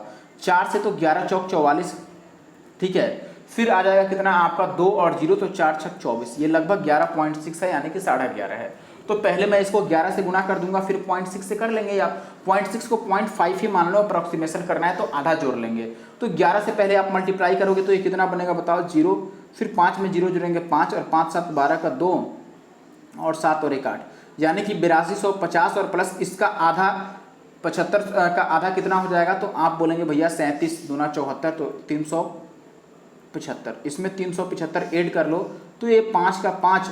अच्छा देखो 8200 के ऊपर यही ऑप्शन अवेलेबल है, तो हम क्यों जोड़ रहे हैं इसको बताओ। ये भी तो देख रहा हूँ मैंने 11 से ही मल्टीप्लाई किया तो ये 8250 रुपीज़ आ गया, उसमें अभी ये मुझे ऐड ही करना है। बताओ 3750 अगर आप ऐड कर लेते तो कितना आता बताओ। 5 का 5 7 5 12 का 2 और 3 2 5 और 1 6 और ये 8, 8625 के बिल्कुल नियरेस्ट आंसर होगा और 8625 का नियरेस्ट ए है। फिर भी ये कैलकुलेशन की जरूरत तो तब पड़ती जब इसके आसपास 8000 के ऊपर का और कोई ऑप्शन होता, 8500 के आसपास आंसर होता या फिर 8400 8300 ऐसे, लेकिन 8200 के ऊपर का एक ही ऑप्शन अवेलेबल है तो वो हमने डायरेक्ट लगा दिया। अगला सवाल, ब्याज की गणना चक्रवृद्धि ब्याज पर करते हुए 15% वार्षिक ब्याज की दर से 46,000 रुपये की राशि 2.2/5 वर्ष में चक्रवृद्धि ब्याज कितना देगा, ये आपको बता रहे हैं। ठीक है, ये है आपका प्रिंसिपल, ये है रेट और ये है टाइम। आपको सीआई, देखो सवाल तो वैसे ही है, सिंपल सा नॉर्मल सवाल, जैसे सीआई निकालना रहता है तो सीआई ही निकालना है, लेकिन आप देख रहे हैं कि यहाँ पे तरीके की आपको रेट ऑफ इंटरेस्ट अलग दे रखे है और टाइम जो है वो फ्रैक्शन में है। तो कोई बात नहीं, हम इसको किसी भी तरीके से कैलकुलेट करेंगे ही करेंगे। बेहतर यही होगा कि हम ऐसे कैलकुलेट कर लें, इसको हम ये लिख लेते हैं कि 15% जो होता है वो 3 × 5 = 15 और 20 × 5 = 100, यानी कि 20 रुपये पर 3 रुपये का ब्याज चाहिए। बात समझ रहे हैं। तो 2 साल में तो हम लिखेंगे कि भैया ये 20 से 23 बन जाएगा, दूसरे साल भी 20 से 23 ही बनेगा, लेकिन तीसरा साल हमें पूरा नहीं चाहिए, तीसरा साल 2/5 ही चाहिए। तो 15% का अगर 2/5 कैलकुलेट करते हो तो 5 × 15 और 3 × 6%, यानी कि तीसरे साल में रेट ऑफ इंटरेस्ट 6% लगने वाला है। 6% का मतलब हो गया कितना भैया, 3 × 6 = 50, यानी कि 50 से 53 बनेगा। बात समझ रहे हैं ये। अब ये कैलकुलेशन थोड़ी बड़ी पड़ सकती है आपके लिए क्योंकि हमें सीआई निकालनी है। तो क्या किया जाए, इसको कैलकुलेट किया जाए, बेहतर तो यही होगा कि जल्दी से कैलकुलेट कर लें। ये देखो 5 × 10 × 20, ये तो दिख रहा है कि ये 20 के है। इसको मल्टीप्लाई करो तो पहले 23 का स्क्वायर हम लिख देते हैं 529 और इसको हमें 53 से मल्टीप्लाई करना पड़ेगा। तो ये लिख कर आप मल्टीप्लाई कर लीजिए 529 को 53 से, जैसे करते हैं 529 को 53 से करना है तो पहले 3 से कर दीजिए, 9 × 3 = 27 और 2 × 3 = 6 और 2 = 8 और 5 × 3 = 15 और 1 = 16, नहीं 15 का 15 होगा ना, यहाँ पर 15 ही रह जाएगा एक्चुअली में, दिस इज 5।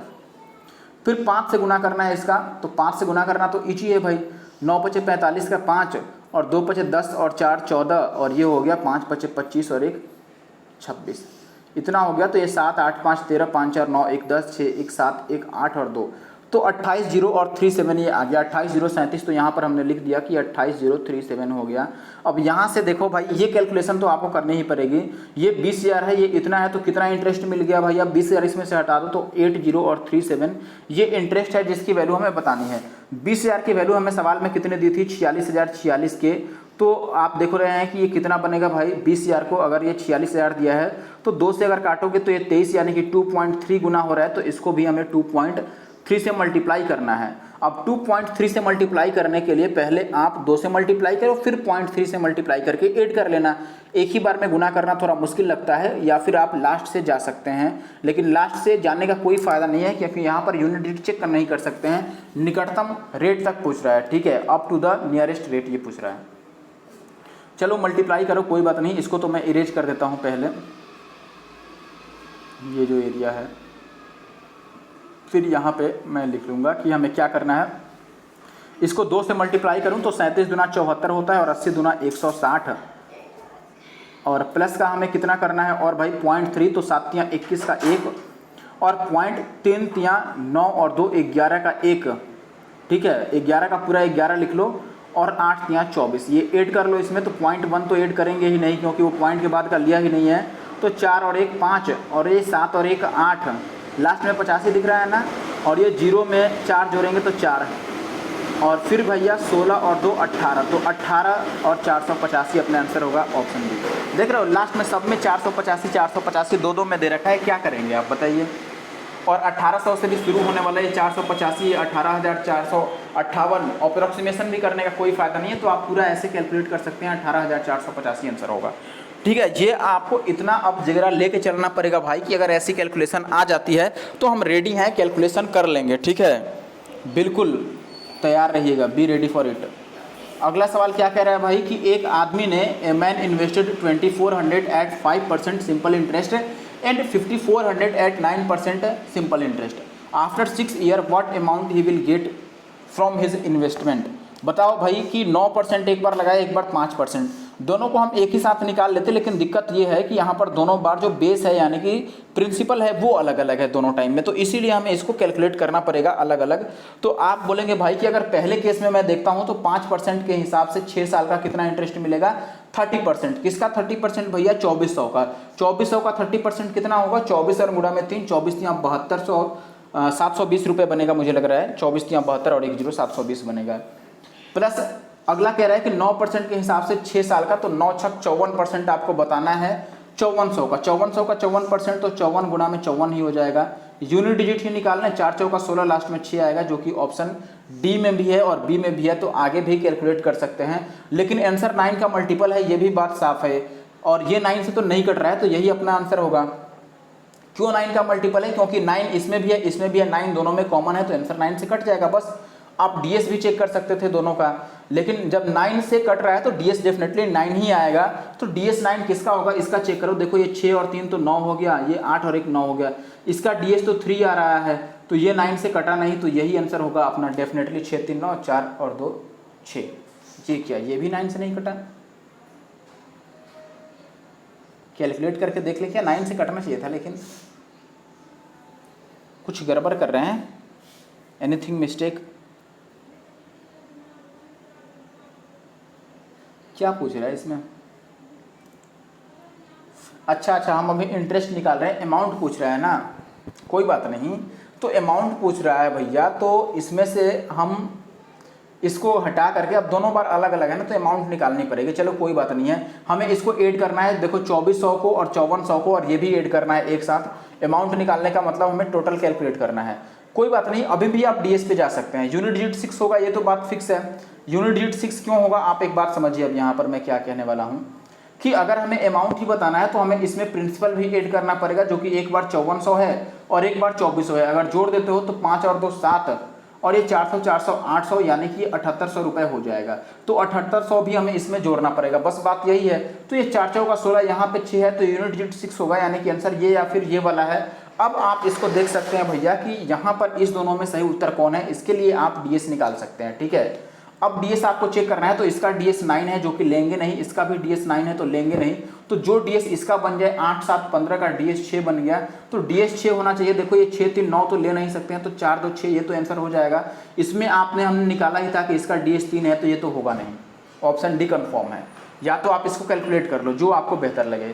क्वेश्चन नंबर 23, यहाँ पे क्या कह रहा है दोस्त, कोई व्यक्ति अपने बेटे बेटी और पत्नी के नाम पर यहाँ पर 1,05,750 रुपये की राशि साधारण ब्याज पर इस प्रकार इन्वेस्ट करता है या इस प्रकार कहीं पर जमा करता है भाई कि 3 साल 4 साल और 5 साल बाद उन सबको सेम इंटरेस्ट मिले। यदि ब्याज की दर 5% है तो पत्नी के लिए उसने कितना राशि लगाया था ये बताना है। वाइफ को उसने कितना धन लुटाया, वाइफ पे कितना पैसा दिया उसको, बोलो क्या करते हैं, कैलकुलेट कर लें।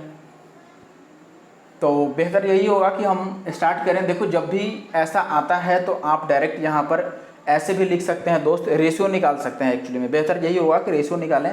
आप ये बोलेंगे कि बेटे के लिए, मैं बेटे के लिए एस लिख देता हूँ, सन को कितना मिलना है, तो आप बोलेंगे भैया कि 3 साल में उसको मिलना है किस परसेंट के हिसाब से, 5% के हिसाब से। तो 5 या 15%, तो इसका हो गया सन का 15%। डॉटर का अगर बात करें तो 5 चौके 20%, और अगर हम वाइफ की बात करें तो 5 बचे 25% इसको मिलना है, ठीक है। अब यहाँ से आप रेशियो लिख लो इनका, तो आप अगर इनको 5 से काटोगे तो 5 या 15, 5 चौके 20 और 5 बचे 25। तो रेशियो जो सन का, डॉटर का और वाइफ का जो रेशियो बन रहा है ये कितना बन रहा है, देखो 5 चौके 20, ये 20 है, और रेशियो 5 या 15 और फिर रेशियो 4 या 12, ये रेशियो बनेगा। तो अब यहाँ से आप देखें कि हमें पत्नी वाला पूछ रहा है, यानी कि 12 की वैल्यू बतानी है और टोटल वैल्यू हमें दे रखा है, डेफिनेटली हम कैलकुलेट कर लेंगे। ये 12 15 27 और 20 47 यूनिट की वैल्यू हमें सवाल में कितना दिया है भैया, 105750, ये दिया है 47 यूनिट की वैल्यू, और हमें निकालनी है 12 यूनिट की वैल्यू। बोलो अब यहाँ पर जो आपको बेहतरीन लगे, डीएस लगा लो या जो कर लो, ठीक है, या फिर आप काट लो। देखो काटने से फ़ायदा रहेगा नहीं, क्योंकि 47 का टेबल आपको पढ़ना पड़ जाएगा। ऐसे में 47 का टेबल आप कैसे पढ़ोगे, नहीं पढ़ पाओगे, इसीलिए बेहतर होगा कि हम डीएस अप्लाई कर लें, ठीक है। चलो डीएस अप्लाई, अच्छा, अगर डीएस अप्लाई नहीं करना है तो एक और उपाय है कि हम मल्टीपल ढूंढ लें। मल्टीपल कैसे ढूंढेंगे, ये देखो जरा, 3 से कटता है क्या, तो 7 5 12 और 5 17 और 1 18, ये तो 9 का ही मल्टीपल है, यानी कि आंसर 9 से कटेगा ही कटेगा। इसमें भी एक 3 है तो आंसर 27 से कटेगा, बताओ। और 27 से कटने वाला एक ही ऑप्शन अवेलेबल है, that is option D. Option D जो है ये तो 3 का ही मल्टीपल है, 9 का भी नहीं है, तो 27 से क्या कटेगा बताओ। बाकी सारे ऑप्शन तो कट नहीं रहे हैं। मैंने बोला कि ये जो वैल्यू है ये 9 का मल्टीपल है, और ये अगर 9 से नहीं कट रहा है तो जो भी आंसर आएगा वो 9 का मल्टीपल होगा ही होगा। 100% नहीं, 1000% भैया 9 का मल्टीपल होगा। और 9 का मल्टीपल हमारे पास इकलौता ऑप्शन है, वो है ऑप्शन बी, या फिर आप डीएस अप्लाई करते तो भी निकाल लेते। ठीक है, अगला सवाल हम देखते हैं। 9900 रुपये की राशि जो है वो 12.5% की दर से 9 महीने का सिंपल इंटरेस्ट कितना देगा। आप बताओ भाई, डायरेक्ट सिंपल इंटरेस्ट निकाल लो। आप कैसे निकालोगे, PRT/100 करके निकाल लो। तो आप बोलेंगे 99,000 गुना में R हो गया सारा 12%, जिसका मतलब 1/8 होता है, तो डायरेक्ट मैंने 1/8 ले लिया, और 9 महीने को मैं साल में बदलने के लिए 12 से भाग कर दिया। अब इसको डिवाइड कर लो, जो कर लो आपको जैसे ठीक लगे। बताओ, ये पहले 9 को तो हम काट लें भैया, 9 काट लें तो ये कितना हो जाएगा, 3 तिया 9 और ये 4 तिया 12। अभी भी सब कुछ छोड़ के अगर हम बात करें तो आंसर 9 का और 11 का मल्टीपल है, इतना बात फिक्स है। लेकिन सब में डिजिट वही दिख रहे हैं, 9 2 8 1। एक बार डीएस निकाल के चेक करते हैं कि 9 किसका डीएस है। ठीक है, क्योंकि ये लगभग में नहीं पूछ रहा है तो डेफिनेटली डीएस 9 होना चाहिए। एक बार मैं चेक करता हूँ। देखो भैया, ये 8 और 1 9 तो लूँगा नहीं, फिर 8 2 10 10 और ये 5 2 7 और 10 17, यानी कि ये तो 8 डीएस दे रहा है, तो ये होगा नहीं। यहाँ पर 8 1 9 लेंगे नहीं, और 5 7 2 9 लेंगे नहीं, तो यहाँ पर भी 7 डीएस हो रहा है, नहीं लेंगे।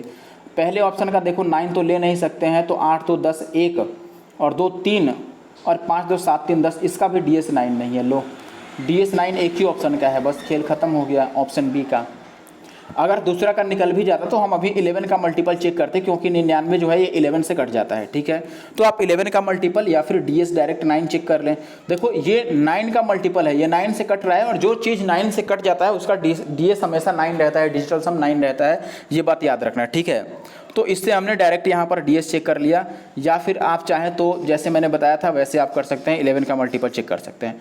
अगला सवाल, क्वेश्चन नंबर 25, ब्याज की गणना वार्षिक चक्रवृद्धि आधार पर करते हुए समझिए। एक निश्चित वार्षिक ब्याज की दर पर 2332 रुपये की राशि 2 साल में 2681.28 हो जाती है, तो समान दर से दोगुने ब्याज दर पर, यानी कि रेट डबल करके राशि जो है वो 4 सही 3/8 साल में कितना सिंपल इंटरेस्ट देगी। कोई दिक्कत नहीं है, पहले आप रेट निकालिए कि रेट पहले वाला कितना है। तो आप बोलेंगे, मैंने बताया था कि रेट निकालते समय हमें क्या करना पड़ता है भैया, A/P लेना पड़ता है। तो आप ए बताओ, अमाउंट कितना है भाई, 2 साल में इतना हो जाती है, यानी कि यही अमाउंट है, this is 2681.28 divided by principal कितना है, तो आप बोलेंगे 2432। ठीक है जी, आप निकालो। और ये कितने साल में हुआ है, 2 साल में, तो ये किसका स्क्वायर है ये हमें पता करना है कि ये किसका स्क्वायर है, बोलो। तो हम कटा लें पहले इसको, 4 से कटता हुआ नजर आ रहा है, 4 और 2 6 और 6 5 11, चलो 4 से काटते हैं दोनों को। 4 से इसको काटोगे तो 4 6 24 और 0 4 8 32, 608 बारी में कट गया। 4 से इसको काटोगे दोस्त तो ये कितना आएगा बताओ, 4 6 24 और 4 7 28, 0 और 4 3 12 और 4 2 8, इतना आ गया। अभी और काटना पड़ेगा, देखो इसमें का पॉइंट हटाते तो नीचे 2 0 और आया होता, वो भी मैं लगा लेता हूँ, इतना आ गया। अभी भी हमें काटना पड़ेगा क्या, अभी चलो वापस से काटते हैं। अब हम किससे काट लें इसको भैया, 4 से वापस कट जाएगा ये मुझे लगता है, तो 4 से 15 चौके 60, ठीक है, और फिर 20 चौके 80 और 0 आ गया, और 4 से इसको काटो तो ये कट जाएगा भैया, 16 चौके 64, 3 0 तो 4 7 28, 2 3 तो 4 5 20 और 4 8 32 कट गया। अभी भी ये 4 से कट रहा है यार, किससे काट दें एक ही बार कि खेल खत्म हो जाए। 19 8 152, ये 19 से कटता नजर आ रहा है। ठीक है, इसको भी 19 से चेक करते हैं काट के, क्या ये 19 से कटेगा। अगर 19 से काटोगे तो 19 8 152 और 8 7 15 और 5 फिर से 19 8 152 और 19 दूना 38, ये 19 से कट गया, और ये 19 से 8 बार में कट गया। 8 से कट जाएगा क्या, 8 से तो नहीं कटेगा, 2 से कटता नजर आ रहा है। अब तो ये दिख गया कि ये क्या है, दिख कैसे गया, ये 800 का आधा 400 है, और ये किसका आधा है भाई, 441 का डबल है। तो ये किसका स्क्वायर है, 21 का, और ये किसका स्क्वायर है, 20 का। यानी कि 21/20 आपको मिलने वाला है। तो 20 पर 1 रुपये का इंटरेस्ट मिलने का मतलब है कि 5% का इंटरेस्ट है। बस आर की वैल्यू 5% हो गई। अब हमें सिंपल इंटरेस्ट बताना है। 8 चौके 32 और 3 35 बटा, तो हम सिंपल इंटरेस्ट डायरेक्ट लिख देते हैं PRT वाला, ठीक है। तो ये कह रहा है कि समान ब्याज दर के दोगुने ब्याज दर पर और समान राशि, यानी कि राशि तो हमें 2432 ही लेनी है, लेकिन जो रेट लेना है वो 5 के बदले में 10 लेना है। और टाइम कितना लेना है, 8 चौके 32 और 3 35 बटा 8, तो 800 हमें हटाने के लिए वो काट लो बस। अब ये कट जाएगा, 0 से 0 कटता नजर आ रहा है। 8 से ये पूरा ही कट जाएगा, ये 24 था। 8 से काटोगे 8 या 24, 0 और 8 चौके 32, ये पूरा कट गया। एक 0 अभी भी है, तो ये 7 पचे 35 कट जाएगा, और ये 2 पचे 10, और 2 से इसको आप काटोगे तो ये कितना कट जाएगा, 2 से 15 दूना 30 और 2 दूना 4, 152, तो 7 दूना 14, लास्ट में 4 आएगा, जो कि ऑप्शन सी में है, और पॉइंट भी नहीं आएगा, ये बात भी पता है। तो ऑप्शन सी खेल खत्म है। आगे बढ़ते हैं। अगला सवाल आप देखिए, ध्यान से समझिए। ये ब्याज की गणना जो है वो वार्षिक चक्रवृद्धि ब्याज के आधार पर करते हुए कोई धनराशि चक्रवृद्धि ब्याज पर निवेशित की जाती है, और वह राशि 2 साल में इतना और 3 साल में इतना हो जाता है। तो यह धनराशि ज्ञात करें। कोई बात नहीं, ऐसे में आपको ये बात पता है दोस्तों कि ऐसे केस में हम क्या करते हैं।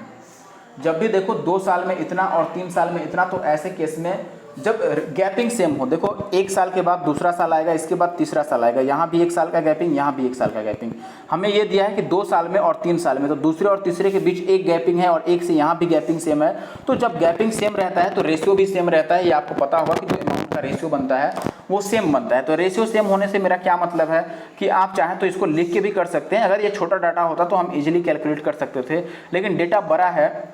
तो आप देखिएगा, जैसे मैं ये कहूँ कि शुरू में हमें P था, 1 मिनट,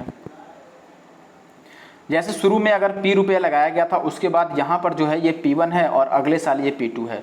तो अगर ये रेशियो P1 और P2 का है, तो यहाँ पर भी रेशियो P1 और P2 का ही बनेगा। ये ध्यान दीजिएगा, ये मैं बात समझाना चाहता हूँ। तो यहाँ से अगर आप ये लिखना चाहें कि P1 की वैल्यू कितनी होगी, तो आप डायरेक्ट ये कह सकते हैं कि ऐसे केस में हम ये बात लिख सकते हैं कि ये P1 का स्क्वायर और बाई P2 बनेगा, ठीक है। जो मध्य अनुपाती या ऐसे कुछ निकालते हैं ना, मुझे ध्यान नहीं आ रहा है, मीन प्रोपोर्शन, तो वो ऐसे निकलता है, ठीक है। अब देखो ये छोटा डेटा रहता तो ये सब टिक टाक इतना करने की जरूरत नहीं थी, हम इजीली कैलकुलेट कर देते, लेकिन ये डेटा बड़ा दिख रहा है, इसीलिए मैं आपको यहाँ पर कॉन्सेप्ट बता रहा था कि कॉन्सेप्ट क्या चलता है। और इस कॉन्सेप्ट के अकॉर्डिंग हम डायरेक्ट लिख के वैल्यू एक ही बार, और डीएस वगैरह जो कैलकुलेट कर सकते हैं वो कैलकुलेट कर देंगे। 1 मिनट रुकिए आप ज़रा, ठीक है। तो हम क्या करेंगे भाई, यहाँ पर देखो, या तो आप इसका और इसका रेशियो निकालो। 1 मिनट, ये क्या आ गया भाई, इसका और इसका आप रेशियो निकालो। जो रेशियो बनता है वही रेशियो हम फर्स्ट में रख के और निकाल सकते हैं, या डायरेक्ट आप P लिख सकते हैं कि शुरू वाले का स्क्वायर बाई लास्ट वाला। तो शुरू वाला का स्क्वायर अगर आप करते हैं तो 28 2 2 4 और फिर से 28 2 2 और 4 और डिवाइडेड बाई कितना हो गया, ये 29635.20। आप रेशियो भी निकालते हो तो ये इतना बड़ा है कि काटते काटते टाइम आपका लग जाएगा ज़्यादा, ठीक है। इसीलिए मैंने डायरेक्ट ये क्यों लिखा, क्योंकि इसमें नियरेस्ट वगैरह ऐसा कुछ नहीं लिखा है, तो डायरेक्ट हम डीएस लगाने वाले हैं इसमें, ठीक है। डिजिटल सम, बात समझ रहे हैं। यूनिट डिजिट कॉन्सेप्ट लगाएंगे, जीरो कई सारे हैं आप देख सकते हैं। देखो चलो, अगर मैं जीरो की भी बात कर लूँ तो ये पॉइंट अगर मैं हटाता हूँ तो ऊपर 100 जाएगा, ठीक है। 100 चला गया, एक जीरो से एक जीरो तो मैंने काट दिया। अब आप ये बात बोलेंगे भाई कि आंसर जो हमारा आएगा, ऊपर 100 चला गया तो अभी 5 तो कहीं पर है नहीं, बात समझिएगा ज़रा, 5 कहीं है ही नहीं। तो क्या मैं ये नहीं कह सकता हूँ डेफिनेटली कि आंसर हमारा ये बनेगा, बोलो। अगर ना ही इसमें 5 है ना ही इसमें 5 है, मेरा बात समझिए कि मैं क्या बोल रहा हूँ, बहुत बड़ी कैलकुलेशन है। और देखो ये कैसे फुस सी निकल गई, कितनी छोटी सी बन गई, अगर आप ये बात समझते हैं तो, ठीक है। अभी आंसर की बात हम बाद में करेंगे कि ए सही है या डी सही है या कौन सही है, पहले आप मेरा बात समझो, मैं क्या कॉन्सेप्ट बताना चाहता हूँ आपको। मैंने ये बोला भाई कि एक जीरो से तो एक जीरो मैंने काट ही दिया। अब नीचे वाले में भी 5 का ये मल्टीपल नहीं है, ना ही ये 5 का मल्टीपल है, ना ही ये 5 का मल्टीपल है, तीनों में से कोई भी 5 के मल्टीपल नहीं है। और अगर अब एक्स्ट्रा 5 नहीं है तो एक्स्ट्रा जीरो भी नहीं आ सकता है। आपको पता है कि जीरो कब बनता है, 5 और 2 के पेयर से एक जीरो बनता है। तो एक जीरो तो यहाँ पे 10 है ही ऑलरेडी, इसके बाद अगर और जीरो चाहिए तो और इसमें 5 तो होने चाहिए थे। तभी तो कट के 5 आता और 5 को हम किसी भी सम संख्या से गुना करके एक और जीरो ला सकते थे। लेकिन देखो पहले ऑप्शन के लास्ट में 2 जीरो दे दिया है, जो कि कतई आंसर हो नहीं सकता है कभी भी, चाहे आप दिमाग फोड़ लो या कुछ भी कर लो, हाथ पैर तोड़ लो, लेकिन ऑप्शन 1 कभी आंसर नहीं हो सकता है, ठीक है।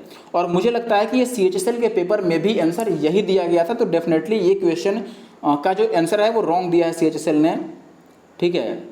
और देखो दूसरे ऑप्शन की बात करें तो दूसरा ऑप्शन हमारा आंसर बन सकता है, डेफिनेटली बन सकता है, क्योंकि ये 5 का मल्टीपल है। लेकिन फिर भी एक और बात बताओ कि हाँ 2 से तो 1 कट ही जाएगा ना, तो 5 का मल्टीपल है, बिल्कुल ये आंसर हमारा हो सकता है। तीसरा भी आंसर नहीं हो सकता है कदापि, क्योंकि 3 जीरो है, तो हमारे पास दूसरा और लास्ट वाला ऑप्शन बचता है, ठीक है।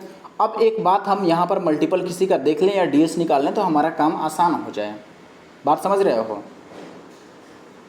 आगे बढ़ें, 1 5 है तो 1 ही जीरो आने वाला है, ये बात फिक्स है, या तो जीरो आ जाए या लास्ट में 5 आ जाए, क्योंकि हम अच्छा देखो लास्ट में 5 भी तो नहीं रह सकता है ना, ऑप्शन डी ही करेक्ट होगा डेफिनेटली। लास्ट में 5 भी कैसे रहेगा आप बताओ, लास्ट में 5 रहने का कोई चांस ही नहीं होता है मेरे दोस्त।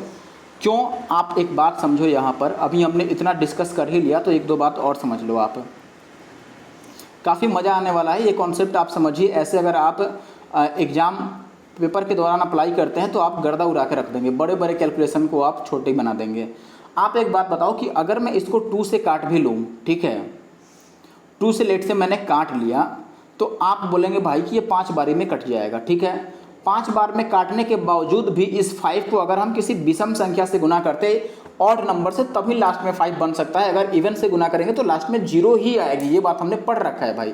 5 को अगर इवन नंबर से मल्टीप्लाई करेंगे तो 0 ही आना है, ऑड रहता तब तो हम मल्टीप्लाई करके भैया वहाँ पे 5 लास्ट में लिख सकते थे, यानी कि लास्ट में 5 भी नहीं आने वाला है रे देवा। तो ऑप्शन डी आंसर हो गया अपना, खेल खत्म, ठीक है। ये बात शुरू से मैं लगाया रहा था, तो मेरे लिए कितने बताओ, ये लिखने की ज़रूरत नहीं है भाई, इसमें केवल मल्टीपल मैं ढूंढता, बिल्कुल 10 से 20 सेकंड के अंदर इसको तोड़ के रख देता, ठीक है। और बाकी लोग देखते देखते रह जाता कि अरे भाई ये तो इतनी लंबी कैलकुलेशन है, इसको मार्क फॉर रिव्यू करो और बाद में हम इसको देखेंगे, ठीक है।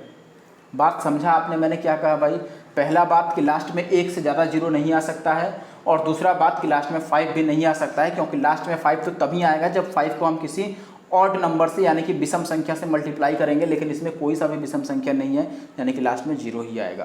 क्वेश्चन नंबर 27 देखो, काफ़ी मेहनत किया है भाई मैंने आप लोगों के लिए, आप लोग थोड़ा मेहनत का फल दिखाइए। आप कमेंट कीजिए और लाइक कीजिए, शेयर कीजिए, दबा के अगर शेयर कर सकते हैं तो शेयर ज़रूर करना चाहिए आपको, ठीक है, जिससे कुछ और लोग हमारे साथ जुड़ पाएँ और हमें और अच्छा लगे, काफ़ी और मज़े में वीडियो बना सकें हम लोग, ठीक है। देखिए दोस्त, कोई आदमी कुल मिलाकर, अब ये रेड कलर को पहले मैं हटाऊं, इसको ग्रीन बना लेता हूं। देखो भाई, कोई आदमी कुल मिलाकर यहाँ पर कह रहा है कि 12,050 रुपये की राशि 2 भाग में अलग अलग निवेशित करता है, यानी इन्वेस्ट करता है। पहले भाग पर SI 10% की रेट से 2 साल के लिए, और दूसरे भाग पर ये कह रहा है कि चक्रवृद्धि ब्याज के रूप में, चक्रवृद्धि टाइपिंग मिस्टेक है, होने वाले ब्याज की समान दर पर समान समय के लिए निवेशित करता है। तो दोनों भागों से मिलने वाली धनराशियां अगर बराबर हैं तो चक्रवृद्धि ब्याज पर निवेश की गई राशि ज्ञात कीजिए। इजी निकल गया ये सवाल, तो देखने में बस बड़ा है लेकिन है इजी। कैसे इजी है आप बात को समझिए। मैंने क्या कहा आपको, यहाँ पर ये कह रहा है कि दोनों बार जो अमाउंट मिलेगा वो सेम मिलेगा। पहला बात, एक बार यहाँ पर बात समझिए, एक बार इसने SI पे लगाया है और दूसरी बार CI पे लगाया है, चक्रवृद्धि ब्याज पर, और दोनों बार जो अमाउंट मिलता है यानी कि मिश्रधन मिलता है वो बराबर मिलता है, ठीक है। तो अगर मिश्रधन बराबर मिलता है तो हम कैसे लिखेंगे आप बताओ। साधारण ब्याज कितना बन रहा है, 10% के हिसाब से 2 साल का साधारण ब्याज 20% बनेगा। बात समझ रहे हैं, साधारण ब्याज तो 20% बनेगा, तो अमाउंट उसका कितना बनेगा 120%। अगर मैं SI वाले को B लिख दूं तो B का 120% जो मिलेगा ये उसका अमाउंट हो गया। CI वाले को मैं A लिख देता हूं, A का कितना परसेंट भाई, अमाउंट दोनों ही केस में बराबर है, तो यहाँ पर मैंने अमाउंट लिख दिया और इसका अमाउंट लिख दिया। पहले वाला जो CI है उसको मैं A लिख रहा हूँ, तो A का अमाउंट कितना बनेगा। आप ये कह रहे हैं कि यहाँ पर कि भाई समान दर है और समान समय है, यानी कि 10% के हिसाब से 2 साल का जो CI बनता है वो 21%, तो अमाउंट कितना बनेगा 121%, यही होगा। तो परसेंटेज से परसेंटेज तो मैंने काट लिया, यानी कि A/B जो रेशियो हो गया ये 120/121 हो गया। बात समझ रहे हैं। अब यहाँ पर हमारा जो आंसर होगा वो सवाल के हिसाब से 120 का मल्टीपल होगा, क्योंकि इसको हमने CI मान रखा है। 120 का मल्टीपल का मतलब भाई 0 काटने के बाद 12 का मल्टीपल। बताओ इस दोनों में 0 काट दें तो ये तो कतई आंसर नहीं होंगे, ठीक है, 8 7 15 और 5 20 नहीं, इसमें से 0 काट लें, ये भी ये 3 का ही मल्टीपल नहीं है, तो 12 का क्या खाक होगा, ऑप्शन डी आंसर हो गया। अगर आपको पूरा कैलकुलेट करने का शौक है तो आप इनको जोड़ेंगे, आप बोलेंगे कि टोटल वैल्यू जो है ये 141 बन गई, लेकिन सवाल में टोटल वैल्यू कितनी है भाई, 12,050 रुपये। ठीक है, अब इस जीरो की बात अगर मैं हटा दूं तो इससे ये 5 बार में कट जाएगा, 5 बार में नहीं कटेगा, कटना चाहिए था, लेकिन ये 5 2 7 1 8 जितने भी बार में कट जाए 5 बार में ही कटेगा। मुझे लग रहा है कि 5 एकम 5 और ये 14 25 70 का जीरो हाथ में 7, नहीं नहीं नहीं नहीं नहीं, कुछ तो गड़बड़ है भाई। 141 से तो हम एक बारी भी नहीं ले जा सकते, तो 5 बारी में कैसे लेके जाएं बताओ। नहीं 241 है ना, oh my God, this is a big mistake. यहाँ पे क्या है 241 होगा ना मेरे भाई, इन दोनों को अगर हम ऐड करेंगे तो ये 241 बनेगा। 241 की वैल्यू 12,050 है। अब इससे ये 5 बारी में डेफिनेटली कट जाएगा, 5 एकम 5 और 24 25 120, तो एक की वैल्यू अगर 50 आ गई भैया तो 120 की वैल्यू 12 25 60 6000 डेफिनेटली आ जाएगा। आप ऐसे भी कैलकुलेट कर सकते हैं। अगला सवाल, 9 साल का जो सिंपल इंटरेस्ट है वो 45% मूलधन के 45% के बराबर है, ब्याज दर बताइए। कोई दिक्कत नहीं है भाई, बताओ अगर मूलधन मैं 100 मान लेता हूँ तो आपको एसआई कितना मिल रहा है भाई, 45 रुपये का मिल रहा है। 100 पर एसआई 45 रुपये का कितने साल में मिलता है, 9 साल में, तो एक साल में कितना मिलेगा भाई, 9 पचे 45, यानी कि 5% रेट हो गया। एक साल में 100 रुपये पर जो मिलता है इंटरेस्ट वही तो रेट होता है। आप फार्मूला भी लगा सकते हैं, आप बिल्कुल स्वतंत्र हैं फार्मूले लगाने के लिए, यू आर इंडिपेंडेंट, तो यूज एन फार्मूला, सॉरी ए फार्मूला। अगला सवाल क्या है, x% वार्षिक साधारण ब्याज की दर से 4000 की राशि 3 साल में इतना हो जाती है और x + 2.6 ईयर में कितना हो जाएगी, वो ये बताना है। अच्छा, सवाल का टोन पढ़ने में गड़बड़ हो गया, आप एक बार वापस समझिए। x% रेट पता नहीं है, x% रेट से जो सिंपल इंटरेस्ट है वो 4000 रुपये पर 3 साल में 5800 ये हो जाता है इंटरेस्ट ऐड करके। ठीक है, तो ये कह रहा है कि अगर ब्याज दर हम 2.6% ज़्यादा रख लें x से, तो नया जो इंटरेस्ट बनेगा वो कितना बनेगा। कोई दिक्कत नहीं, पुराना इंटरेस्ट तो हमारे पास है ही 5008 रुपये, इसमें थोड़ा सा और इंटरेस्ट जोड़ देंगे जो एक्स्ट्रा बन रहा है। बताओ कितना एक्स्ट्रा इंटरेस्ट बनेगा भाई, तो आप बोलेंगे भैया पहले तो अभी जो हम ले रहे हैं यहाँ पर ध्यान देना, हम यहाँ पर जो रेट ले रहे हैं ये x + 2.6 ले रहे हैं, यानी कि 2.6% ज़्यादा लगेगा। कितने साल के लिए भैया, 3 साल के लिए, तो 3 से मल्टीप्लाई कर लो, यानी कि 26 यहाँ कितना होता है 78, 78% ज़्यादा लगने वाला है। यहाँ पे पॉइंट भी है, 7.8% ज़्यादा आपको मिलेगा ब्याज। ठीक है, तो 7.8% निकाल के ऐड कर लो। किसका 7.8% भैया, 4000 का, तो 4000 का 7.8% कितना हो जाएगा भैया, 4 और गुना में 78 हो जाएगा। ये गुना कर लो, 8 चौके 32 का 2 7 चौक 28 और 3 31, 312 रुपये और मिल जाएंगे। तो पहले तो 5008 था, तो 5008 में आप 312 और ऐड कर लो, 8 2 10 1 1 2 3 और 5 53 20 रुपये, यानी कि ऑप्शन डी। 30 नंबर सवाल, 5450 रुपये की राशि कितने साल में 8175 हो जाएगी यदि यह 12.5% की रेट से साधारण ब्याज पर। बताओ, ये तो कोई भी निकाल लेगा भाई, टाइम इसको छोड़ देता हूँ मैं, ये आप खुद कर लेना। ठीक है, 30 नंबर काफ़ी इजी क्वेश्चन है, this is only for you. 31 number सवाल देखिए, एक मोबाइल फ़ोन की कीमत, एक मिनट, एक मोबाइल फ़ोन की कीमत जो है वो 79,860 रुपये कैश पेमेंट पर है, और डाउन पेमेंट अगर आप करना चाहते हैं तो 60,000 का डाउन पेमेंट करेंगे और उसके बाद शेष जो पैसा बचेगा उसको 3 अलग अलग इंस्टॉलमेंट में डिवाइड किया जाएगा, 3 वार्षिक किस्तों में डिवाइड किया जाएगा। अब यदि दुकानदार 10% चक्रवृद्धि ब्याज कहता है कि भाई मैं जो किस्त बनाऊंगा वो 10% चक्रवृद्धि ब्याज के हिसाब से बनाऊंगा, तो आपको बताना है कि प्रत्येक किस्त की राशि कितनी होगी। बोलो, देखो ऐसे सवाल में मैं आपको कहूँगा कि पहले आप कुछ मत करो, कुछ भी मत लिखो, आप डायरेक्ट यहाँ पर आओ कि जो आर वो बताता है इंटरेस्ट वो कितना है, 10%, जिसका मतलब है 1/10। 1/10 का मतलब अगर हमें 10 रुपये बाकी मैं रखवा लेता हूँ कि जैसे 10 रुपये को मैं किस्त पर अब चुकाऊंगा, जैसे 60,000 हमने पे कर दिया, 79,860 में से 60,000 तो हमने डाउन पेमेंट कर दिया, जो पैसा बचेगा उस पर 10% के हिसाब से किस्त बनाना है। तो अगर मैं ये मान लेता हूँ कि 10 रुपये बचा है तो उस पर किस्त मिलाकर हमें एक साल में कितना देना होगा, 11 देना होगा।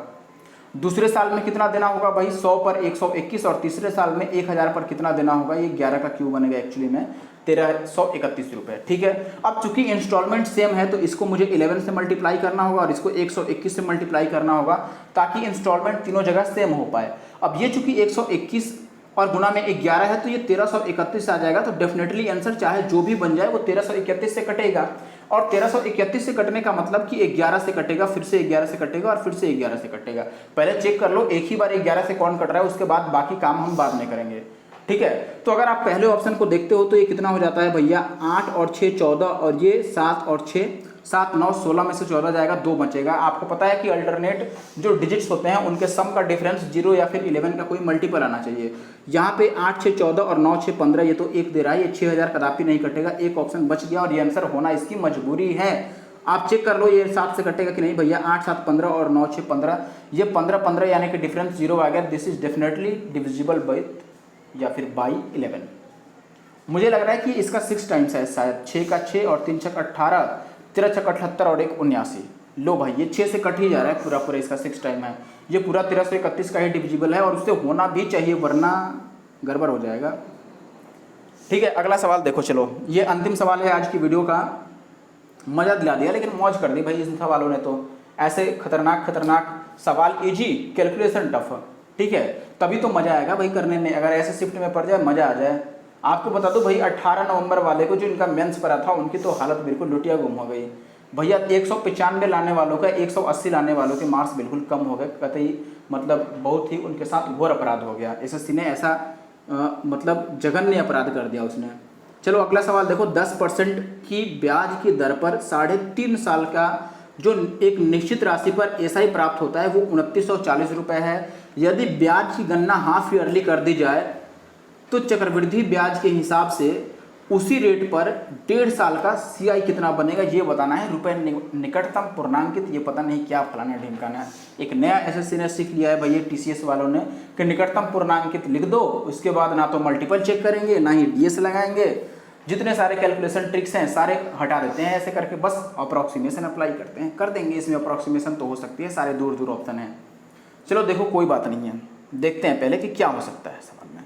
आपको सवाल दिया गया है भाई, बात समझिए पहले कि 10% के हिसाब से 3.5 साल का सीआई कितना बनेगा। 3.5 मतलब 3.5 को 10 से गुना करेंगे तो 35%, यानी कि 35% की वैल्यू, ओ यार क्या हो गया, 35% की वैल्यू सवाल में दे रखा है कितना, 2940 रुपये, ठीक है। और हमसे पूछ क्या रहा है 1.5 साल का। अब कंपाउंडेड अगर हम हाफ ईयरली कंपाउंडेड करेंगे, छमाही गणना करेंगे तो भाई रेट जो टाइम जो है ये पहले 1.5 साल के बदले 3 साल बन जाएगा और रेट जो है वो आधा हो जाएगा। पहले रेट अगर 10% था तो रेट अब 5% हो जाएगा। तो 5% के लिए 3 साल का सीआई आपको पता होगा 15,7625 ये होता है और पॉइंट भी यहाँ पे आता है। तो इस परसेंटेज की वैल्यू हमें कैलकुलेट करनी है, बात समझिएगा, डायरेक्ट मैं लिख रहा हूँ। 35% की वैल्यू ये है, आपको ये परसेंटेज बताना है। कई सारे तरीके अप्लाई कर सकते हैं। अब जब अप्रॉक्सीमेशन ही करना है तो आप मुझे एक बात बताओ कि क्या क्या हम तरीके अप्लाई कर सकते हैं। एक बात तो मैं ये कह सकता हूँ भाई, ये 35 के आधे से भी कम है, 15 जो है ये तो 30 का ही आधा है, 31 का आधा मान लो भैया, तो ये आधे से कम है अगर परसेंटेज, तो इधर भी जो आंसर आएगा ये 2900 के आधे से कम आएगा। 2940 का आधा कितना होगा भाई, 1520 होगा, नहीं 1520 नहीं, 1400 का तो 1400 का आधा होगा और 100 का, और तो मुझे लगता है कि 1470 होगा। तो 1470 से नीचे आंसर आने वाला है। 1470 से नीचे आने का मतलब ये दोनों तो आंसर होगा नहीं। अब हमारे पास ये दो ऑप्शन अवेलेबल हैं, तो बताओ क्या ये 1125 हो सकता है। 1125 इसका कितना है बताओ। 1100 अगर इसको बनाना है तो आप बताइए हमें कितना से डिवाइड करना चाहिए ताकि ये 1100 बन जाए। मैं इसको 11 से ही डिवाइड कर देता हूँ, तो ये 11 दूना 22 और फिर पॉइंट में आप देखेंगे कि भैया बन जाएगा 7 और 4, तो ये 11 छक 66 ज़्यादा से ज़्यादा 2.6 टाइम्स हो रहा है। तो क्या इसको 2.6 से डिवाइड करने पर इतना बनेगा, बिल्कुल नहीं बनेगा, यानी कि ये भी गया और ऑप्शन ए हो गया।